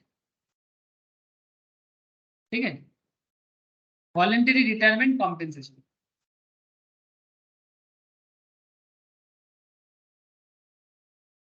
clear हुआ? बोलो सर, समझ आया रे? हाँ सनन, पिंकी, हंस, नील, समझ में आया कि नहीं आया? Voluntary retirement very popular question sir, पूछते हैं। बोलो सर और एक बार समझा दीजिए। और एक बार समझाएंगे। कौन सा पॉइंट समझ में नहीं आया? सर ये एग्जाम्पशन। एग्जामिशन? अरे बाबा sir, least of the following तो कर रहे हैं। हाँ सनन, least of the following, least माने सबसे लो कौन सा है? Lowest of the following. तो लोएस्ट का नियम क्या है? जितना कंपेंसेशन आप रिसीव कर रहे हो। तो क्वेश्चन क्या बोला था, कितना कंपेंसेशन रिसीव कर रहे हो? 7 लाख। हाँ सर, तो 7 लाख लिख दिए ना आपने। लिमिट क्या है? रूल्स का लिमिट क्या है? 5 लाख का लिमिट है सर। अभी पढ़ के सुना क्या आया प्रोफार्मा से? Maximum limit 5 lakh. और बाकी जो दो नियम है, 3 month salary into completed year of service, this is rule, and last on salary into remaining month of service left, जितना सर्विस बाकी है। तो इधर 7 लाख हुआ, इधर 5 लाख लिमिट है, इधर 3 month salary basic plus DA into completed year of service 30 साल, लास्ट ऑन सैलरी 20 + 5, और 6 मंथ 6 ईयर का सर्विस बाकी है। हर साल 12 महीना होता है, 72 महीना हो गया सर 72। तो 20 + 5 और इधर 72 72, तो 72 और इधर 25 बन गया 18 लाख। इधर हो गया 22 5 50, इधर हो गया 7 लाख, इधर हो गया 5 लाख। तो लिस्ट कौन सा है? हाँ सनम, इन 4 पॉइंट में से सबसे छोटा अमाउंट कौन सा है? सर 5 लाख 5 लाख। तो यही क्या होता है? एग्जाम्पशन। Least exempted. तो 7 लाख तुमने रिसीव किया था वीआरएस के लिए, तुमने वॉलंटरी रिटायरमेंट के लिए कंपनी तुमको इतना कंपेंसेट किया था 7 लाख। जितना कंपेंसेशन मिला था उसमें से एग्जेम्पशन को माइनस करो, तो बाकी जो अमाउंट है 2 लाख वो आपका हो जाएगा टैक्सेबल।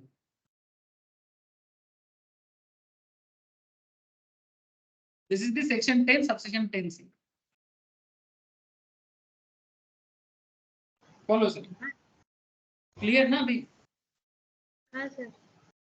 ठीक है, तो सर ये है अलग अलग रिटायरमेंट बेनिफिट। मैंने आपको सारा रिटायरमेंट बेनिफिट करवा दिया, सारे के सारे, गामा को लेकर लेके चले कहाँ। सर कुछ नहीं, मैं आपको बस इतना कहना चाहता हूँ कि मैंने आपको जितना रिटायरमेंट बेनिफिट का पार्ट था वो मैंने आपको कवर कर दिया। ठीक है, मैंने आपको ग्रेचुइटी करवा दिया, मैंने आपको पेंशन करवा दिया, मैंने आपको क्या बोलते हैं इसको वॉलंटरी रिटायरमेंट करवा दिया, रिट्रेंचमेंट समझा दिया। ठीक है, रिट्रेंचमेंट समझा दिया, तो ऑलमोस्ट, और लीव एनकैशमेंट भी समझा दिया। ये रिटायरमेंट बेनिफिट में very very popular, gratuity, pension, leave encashment. ठीक है, leave encashment, voluntary retirement compensation, voluntary retrenchment compensation. ठीक है, सॉरी वॉलंटरी नहीं, retrenchment compensation, these are the retirement benefit part. ठीक है, इसका सारा का सारा पॉइंट मैंने कवर किया, आपको इंडिविजुअल एग्जांपल्स भी करवाया। बाकी मे भी किसी किसी केस में 1-2 एग्जांपल शायद मिसिंग है, उसको मैं कंप्लीट क्वेश्चंस करवाऊंगा आगे आगे। ऐसे ऑलरेडी एक बार मैंने कंप्लीट करवाया, कुछ और क्वेश्चंस के अंदर अगर मुझे कोई एडजस्टमेंट मिले तो मैं आपको और बता दूंगा। ठीक है सर। सर बहुत सारा चीज अल्टीमेटली धीरे धीरे कवर हो गया। बाकी क्या है सर? बाकी माने ऐसा कुछ बाकी सैलरी में नहीं है। 2-4 पॉइंट ऐसा है जिसमें थोड़ा बात ना करे तो सैलरी बुरा मान जाएगा। जैसे जैसे कि प्रोविडेंट फंड का डिस्कशंस, ये मुझे आपके साथ करना चाहिए। जैसे कि प्रोविडेंट फंड का डिस्कशंस मैंने अभी तक डिटेल्स में नहीं करवाया। कुछ क्वेश्चंस में प्रोविडेंट फंड का एडजस्टमेंट बिल्कुल हुआ है, मैं ये नहीं बोलूंगा कि नहीं हुआ है। मोटर कार मैंने डिटेल्स में करवाया, क्वेश्चंस में भी आपने मोटर कार देखा। ठीक है, तो मुझे लग रहा है कि शायद सिर्फ मोटर प्रोविडेंट फंड ही ऐसा एक पॉइंट है जिसपे थोड़ा डिटेल्स चर्चा, बाकी हर पॉइंट का चर्चा हो चुका। बाकी छोटा छोटा पार्ट अगर कुछ है तो उसको मैंने कंप्लीट क्वेश्चन, सैलरी का ही जो कंप्लीट क्वेश्चन है कुछ और एग्जाम्पल्स करा के आपको समझा सकते, ठीक है। अगर कोई ऐसा पॉइंट अगर आपको पढ़ते पढ़ते लगे कि सर इस पॉइंट पे आपने कुछ बताया नहीं तो पूछ लीजिएगा, मैं बता दूंगा, ठीक है। बट मेन जो इंपॉर्टेंट पॉइंट्स है मैंने सारा पॉइंट कवर किया, ठीक है, जो हाईली इंपॉर्टेंट माना जाए। सर प्रोविडेंट फंड के ऊपर थोड़ा डिटेल्स में लिखना पड़ेगा, थोड़ा सा ट्रिकी है, ज्यादा नहीं थोड़ा ट्रिकी है। चलो एक काम करो ना सर, आप लोग सब अच्छे बच्चे हो, एक काम तो कर ही सकते हो, प्लीज लिखना स्टार्ट करो मेरे साथ साथ प्रोविडेंट फंड।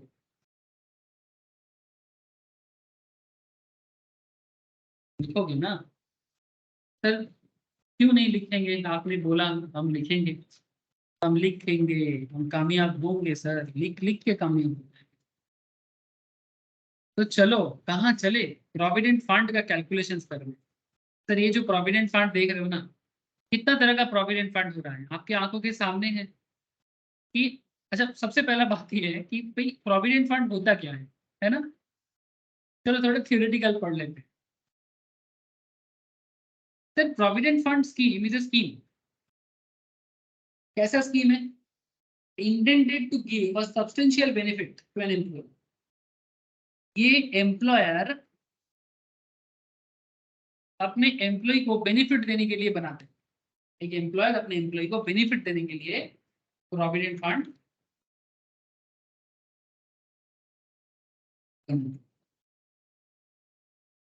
अब ये प्रोविडेंट फंड का जो बेनिफिट है ना, ये रिटायरमेंट में बड़ा काम आता है, कंटिन्यूएशन में भी, रिटायरमेंट के पहले भी काम आता है। बेसिकली अगर हमें आप मुझे पूछेंगे सर क्या है ये, तो मैं आपको वही बोलूंगा कि सर ये पैसा जमा करने का एक तरीका, ठीक है, पैसा जमा करने का एक तरीका जो एम्प्लॉयर एम्प्लॉय को बोलता है कि भाई रिटायरमेंट के बाद तो आपका इनकम कम हो जाएगा, है ना, अगर पेंशन नहीं है तो और मुश्किल, है ना। आजकल बहुत सारे ऑर्गेनाइजेशन पेंशन बंद कर दिया है। So Provident Fund scheme is a scheme intended to give substantial benefit to an employee at the time of his retirement. Under this scheme, a specified sum is deducted from the salary of the employee. क्या होता है? Employ के salary से एक certain part deduct करके employee के ही provident fund में जमा किया जाता है as his contribution towards the fund. The employer also generally contributes same amount, जितना अमाउंट एम्प्लॉय से काटा जाता है, एम्प्लॉय के सैलरी से जितना अमाउंट डिडक्ट किया जाता है, ऑलमोस्ट सेम अमाउंट एम्प्लॉयर अपने पॉकेट से देते हैं टू द फंड। मैंने बेसिकली एक ऐसे गुल्लक मैं आपको अभी ड्रॉ कराऊंगा, ठीक है, इसमें जितना एम्प्लॉय देते हैं उतना ही एम्प्लॉयर भी पे करते हैं। The contributions of the employer and the employee are invested in approved securities. ये जो दोनों का पैसा है प्रोविडेंट फंड का, इसको शेयर मार्केट में या फिर डिबेंचर मार्केट में, सिक्योरिटी क्या होता है, सिक्योरिटी मार्केट क्या होता है, आप में से बहुत सारे लोग कंपनी लॉ का क्लास करते हो, है ना। कंपनी लॉ के क्लास में भी मैं इस सिक्योरिटीज के ऊपर काफी डिस्कस करता हूँ। आप में से बहुत सारे लोग NISM का पढ़ाई करते हो मेरे पास, जो लोग स्टॉक मार्केट के ऊपर स्पेशलाइज नॉलेज ले रहे हैं वो डेली मॉर्निंग को मेरे पास NISM पढ़ते हैं, ठीक है। तो NISM का माने क्या है सर? सर यही सिक्योरिटी मार्केट का मेन इंस्टीट्यूट है, सेबी का इंस्टीट्यूट है sir, national institute of security market. इसके थ्रू से आपको सिक्योरिटी के ऊपर अलग अलग नॉलेज डेवलप होता है, अलग अलग सर्टिफिकेशन मिलता है, stock market, bond market, debenture market, mutual funds, ठीक है। सर मैं ज्यादा डिटेल्स में नहीं जाऊंगा, ऐसे तो इसके ऊपर कम से कम 20-25 सर्टिफिकेशन होता है जो स्टूडेंट्स मेरे से कर लेता है, ठीक है। एटलीस्ट 5-7 एग्जाम तो वो लोग देता ही है। कुछ बहुत इंपॉर्टेंट एग्जाम्स भी होते हैं जो मैं नॉर्मली स्टूडेंट्स को बोलता हूँ कि आप जिंदगी में करके रखो, आपको बहुत काम आएगा, खुद के लिए भी और कंपनी के लिए भी, मतलब जिस कंपनी में जाओगे उसके लिए भी। सर ऐसा बात है क्या? सर ऐसा ही बात है। अच्छा चलो ठीक है। अब बात क्या है सर, ये जो प्रोविडेंट फंड का पैसा है, ये प्रोविडेंट फंड का पैसा को सिक्योरिटी मार्केट में डालो। अब सिक्योरिटी मार्केट का मैं क्या बोला आपको कि सिक्योरिटी मार्केट में शेयर हो सकता है, डिवेंचर हो सकता है, गवर्नमेंट बॉन्ड हो सकता है ना। तो प्रोविडेंट फंड का पैसा अलग अलग जगह में ऐसे लगाया जाता है, ठीक है। नॉर्मली सेफ एरिया में लगाया जाता है सर, जहां पर पैसा मार नहीं खाएगा, जैसे कि गवर्नमेंट सिक्योरिटीज, गवर्नमेंट बॉन्ड, ठीक है, ये ज्यादा पॉपुलर एरिया है। जैसे आपको मैं एक दिखाता हूँ, जीरोधा कॉइन में किसी भी के थ्रू से जा सकता हूँ मैं, जस्ट नॉलेज के लिए दिखा रहा हूँ। देखो सर, आपका पैसा म्यूचुअल फंड्स में जा सकता है, गवर्नमेंट सिक्योरिटीज में जा सकते हैं, कॉर्पोरेट बॉन्ड्स में जा सकते हैं, ETF एंड SGB में जा सकते हैं, सॉवरेन गोल्ड बॉन्ड या एक्सचेंज ट्रेडेड फंड में जा सकता है। तो ज्यादातर केस में गवर्नमेंट सिक्योरिटी सबसे पॉपुलर है, जो पैसा सेफ होना चाहता है।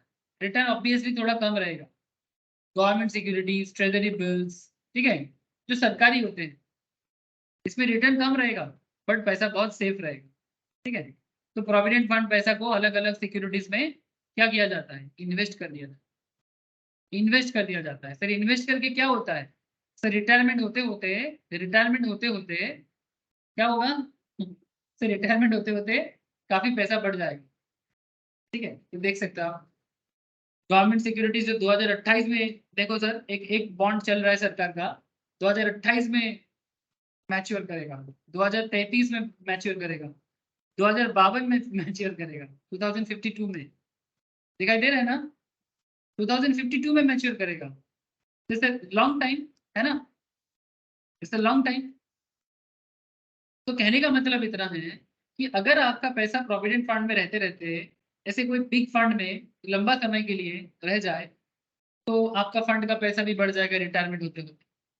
और यही चीज कंपनी के अंदर जो फाइनेंशियल ऑफिसर्स होते हैं, जो कंपनी में CFO होते हैं, चार्टर्ड होते हैं, CMA होते हैं, कंपनी सेक्रेटरीज होते हैं, इनके ऊपर जिम्मेदारी होते हैं कि भाई फंड ढूंढो जहां पर एम्प्लॉय का ज्यादा बेनिफिट हो।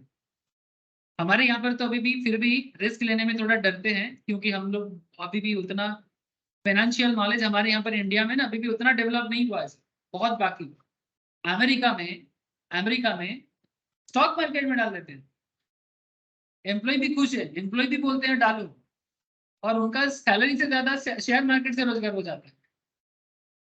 लेकिन हमारे यहाँ पर अभी भी फाइनेंशियल नॉलेज थोड़ा, क्या बोलूँ सर, फाइनेंशियल नॉलेज अभी भी लैग है, प्रॉपर फाइनेंशियल नॉलेज अभी भी नहीं है। हाँ, थोड़ा यूट्यूब यूनिवर्सिटी, व्हाट्सएप यूनिवर्सिटी के थ्रू से कुछ हो रहा है, but that is not proper. कुछ लोग यूट्यूब व्हाट्सएप के थ्रू से कोशिश कर रहे हैं कि हाँ थोड़ा ये सीखेंगे वो सीखेंगे, बट एक प्रॉपर ऑर्गेनाइज्ड एजुकेशन सिस्टम अभी भी प्रॉपरली ना बहुत सारे लोगों के अंदर नहीं है। तो ये समय लगेगा सर, ऑब्वियसली यूट्यूब वगैरह के थ्रू से एक कॉन्शियसनेस डेवलप हो। अब ये कॉन्शियसनेस अभी डेवलप हुआ है कोरोना के बाद, अब ये समय लगेगा, ठीक है, इसको एक कंप्लीट तरीके से कॉन्शियसनेस बढ़ने में। फिर देखना गवर्नमेंट एक दिन बोलेगा कि हाँ चलो प्रोविडेंट फंड का कुछ पैसा हम लोग स्टॉक मार्केट में लगा देते हैं, ठीक है। चलो सर, ये समय का बात है, मैं जस्ट आपको एक आइडिया दिया। Interest earn thereon is also credited to the account. अब यहाँ से जो भी इंटरेस्ट मिलेगा, चाहे आप गवर्नमेंट सिक्योरिटी का देख लो, चाहे आप गवर्नमेंट बॉन्ड देख लो, कॉर्पोरेट बॉन्ड देख लो, है ना, यहाँ से आपको जो भी इंटरेस्ट मिलेगा ये आप एम्प्लॉय के अकाउंट में क्रेडिट होगा। तो ये भी एम्प्लॉय का क्या है, सैलरी, मतलब सैलरी है, इनकम है। Thus the credit balance in a provident fund account of an employee consists of the following। क्या क्या हो सकता है, एम्प्लॉय का contribution, interest on employee contribution, employer's contribution, interest on employer's contribution. Provident fund में इतना सारा चीज जमा होता है, एक तो कंट्रीब्यूशन, उसका इंटरेस्ट, एम्प्लॉय का उसका इंटरेस्ट, एम्प्लॉयर का उसका इंटरेस्ट। अब इसके बेसिस में द एक्यूमुलेटेड बैलेंस, जो भी पैसा जमा होता है, एक्यूमुलेशन माने जो आपका जो आपका गुल्लक है वो भरता गया, रिटायरमेंट होते होते 20 साल, 30 साल, 15 साल आपका अमाउंट भरता गया, है ना। accumulated balance is paid to the employee at the time of his retirement or resignation. In case of death of the employee, the same is paid to his legal heirs. अगर employ का death हो जाए तो उनका जो legal hairs है, descendant है, उनको मिलेगा। हस्बैंड के लिए वाइफ, वाइफ के लिए हस्बैंड, उनका बच्चा लोग हैं तो बच्चा लोग। Provident fund represent an income important source of small savings applicable to the government. Hence, the Income Tax Act 1961 gives certain deduction from savings in a provident fund account. ये इंसान के लिए एक सेविंग्स है और ह्यूमन बीइंग अपने लिए इसको यूज करते हैं, इसलिए प्रोविडेंट फंड का एक सर्टेन पार्ट डिडक्शन के रूप में भी गवर्नमेंट देता है। आप लोग 80C में भी इसका एक इफेक्ट देखोगे, जो लोग ऑलरेडी कर चुके हो दे नो कि प्रोविडेंट फंड में 1.5 लाख तक का भी आप अमाउंट जमा करते हो ना, तो उसका भी आपको बेनिफिट दिया जाता है। बाकी 80C का चर्चा जिन लोगों ने सुन चुका एंजॉय करो, जो नहीं सुना अभी तक वो वेट करो सर, 80C में चर्चा करेंगे। लेकिन उससे पहले सैलरी हेड में कितना तरह का प्रोविडेंट फंड हो सकता है आप देखो। एक होता है रिकॉग्नाइज्ड प्रोविडेंट फंड जिसको RPF कहते हैं, एक होते हैं अनरिकॉग्नाइज्ड प्रोविडेंट फंड जिसको URPF कहते हैं, एक होते हैं स्टैट्यूटरी प्रोविडेंट फंड जिसे SPF कहते हैं, एक होता है पब्लिक प्रोविडेंट फंड जिसको PPF कहते हैं। तो ये हो गया अलग अलग टाइप्स ऑफ फंड, ये हो गया अलग अलग टाइप्स ऑफ फंड। अब आपके मन में चल रहा है सर इनमें डिफरेंस क्या है और टैक्स ट्रीटमेंट क्या अलग हो? हाँ सर, सभी का टैक्स ट्रीटमेंट अलग है। तो सबसे पहले तो आपको RPF के बारे में इतना समझना चाहिए कि recognised provident fund means a provident fund recognised by the commissioner of income tax for the purpose of income.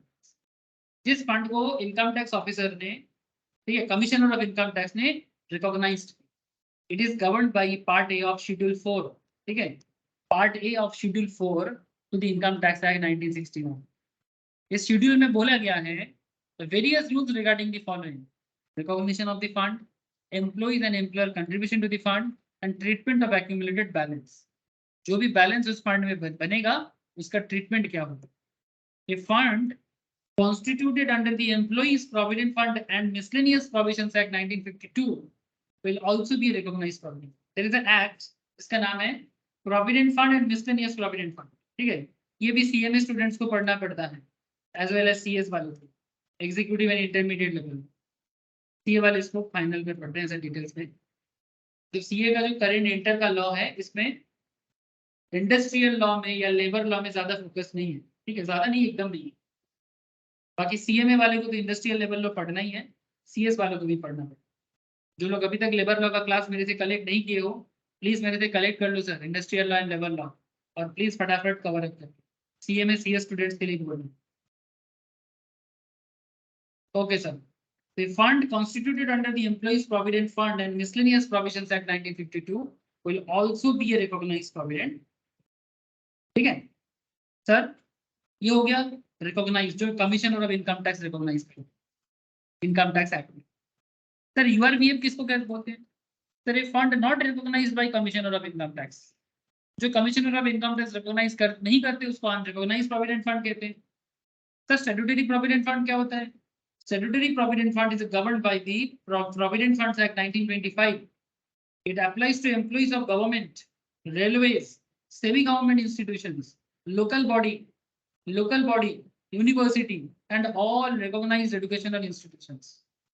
वो लोग इस फंड को यूज कर सकते हैं जो प्रोविडेंट फंड एक्ट 1925 के तहत चलते हैं, इसे SPF कहते हैं। एंड अनदर एक फंड है सर प्रोविडेंट फंड के अंदर जिसे पब्लिक प्रोविडेंट फंड कहते हैं, जिसे पब्लिक प्रोविडेंट फंड कहते हैं। पब्लिक प्रोविडेंट फंड क्या है sir? Public provident fund is operated under public provident fund act 1968। Membership of the fund is open to every individual. अगर कोई भी सरकारी बेसरकारी कोई भी इसमें जा सकता है। PPF में पैसा कोई भी जो बिजनेसमैन है वो भी लगा सकता है, स्पेशली जो सेल्फ एम्प्लॉयड पर्सन होते हैं हम लोग जैसे, ठीक है, जो बिजनेस करते हैं या कोई प्रोफेशन करते हैं, ठीक है, उनके लिए PPF is the best option. इनके लिए PPF बेस्ट ऑप्शन है। आप पब्लिक प्रोविडेंट फंड में पैसा रख सकते हैं। सैलरीड पर्सन भी PPF में पैसा रख सकता है। समझ में आ रहा है सर? ये 1968 में बनाया गया प्रोविडेंट फंड एक्ट। इस फंड का membership open to everybody, ideally suited for self-employed, माने businessman, professionals.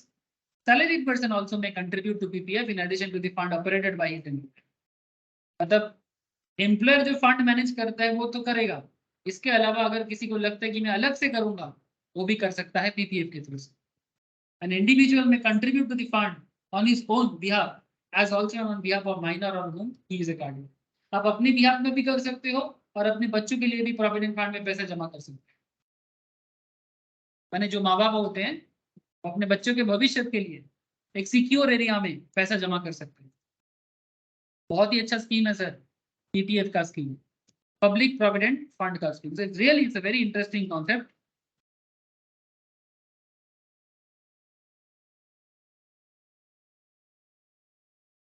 पोस्ट ऑफिस में कर सकते हो, ठीक है।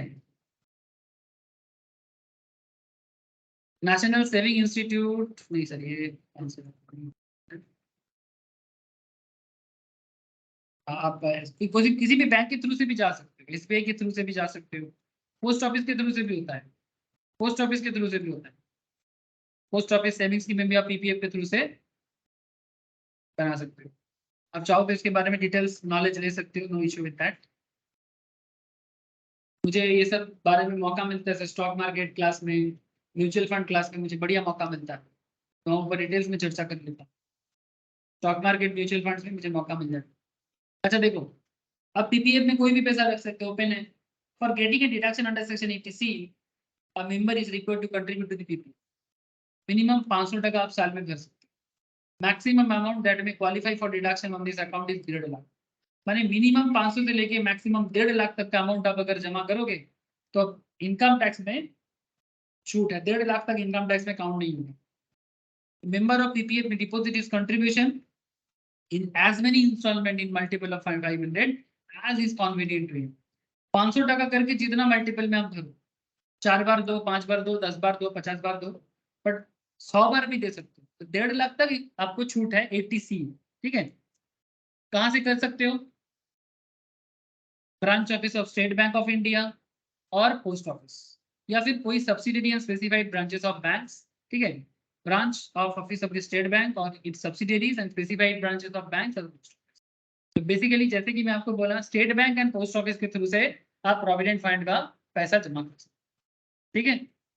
सर आज मैंने आपको प्रोविडेंट फंड का A to Z अंडरस्टैंडिंग करवाया।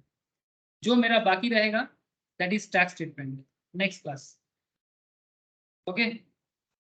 एक साथ ज़्यादा भारी पड़ जाएगा। नेक्स्ट क्लास में मैं आपको प्रोविडेंट फंड का टैक्स स्टेटमेंट में बात करूंगा। मैं आशा करता हूं कि आप लोग एंजॉय कर रहे हो, मजे से सीख रहे हो सर, ठीक है। तो नेक्स्ट क्लास में इसका टैक्स स्टेटमेंट में भी आपको और मजा आने वाला। तब तक घर पे जितना पढ़ाई हो चुका है बैकअप कलेक्ट करो, रिवाइज करना है रिवाइज करो, क्वेश्चन आंसर प्रैक्टिस करना है प्रैक्टिस करो।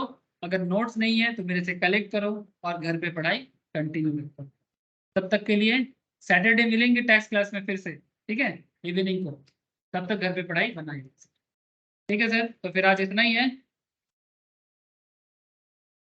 ओके था।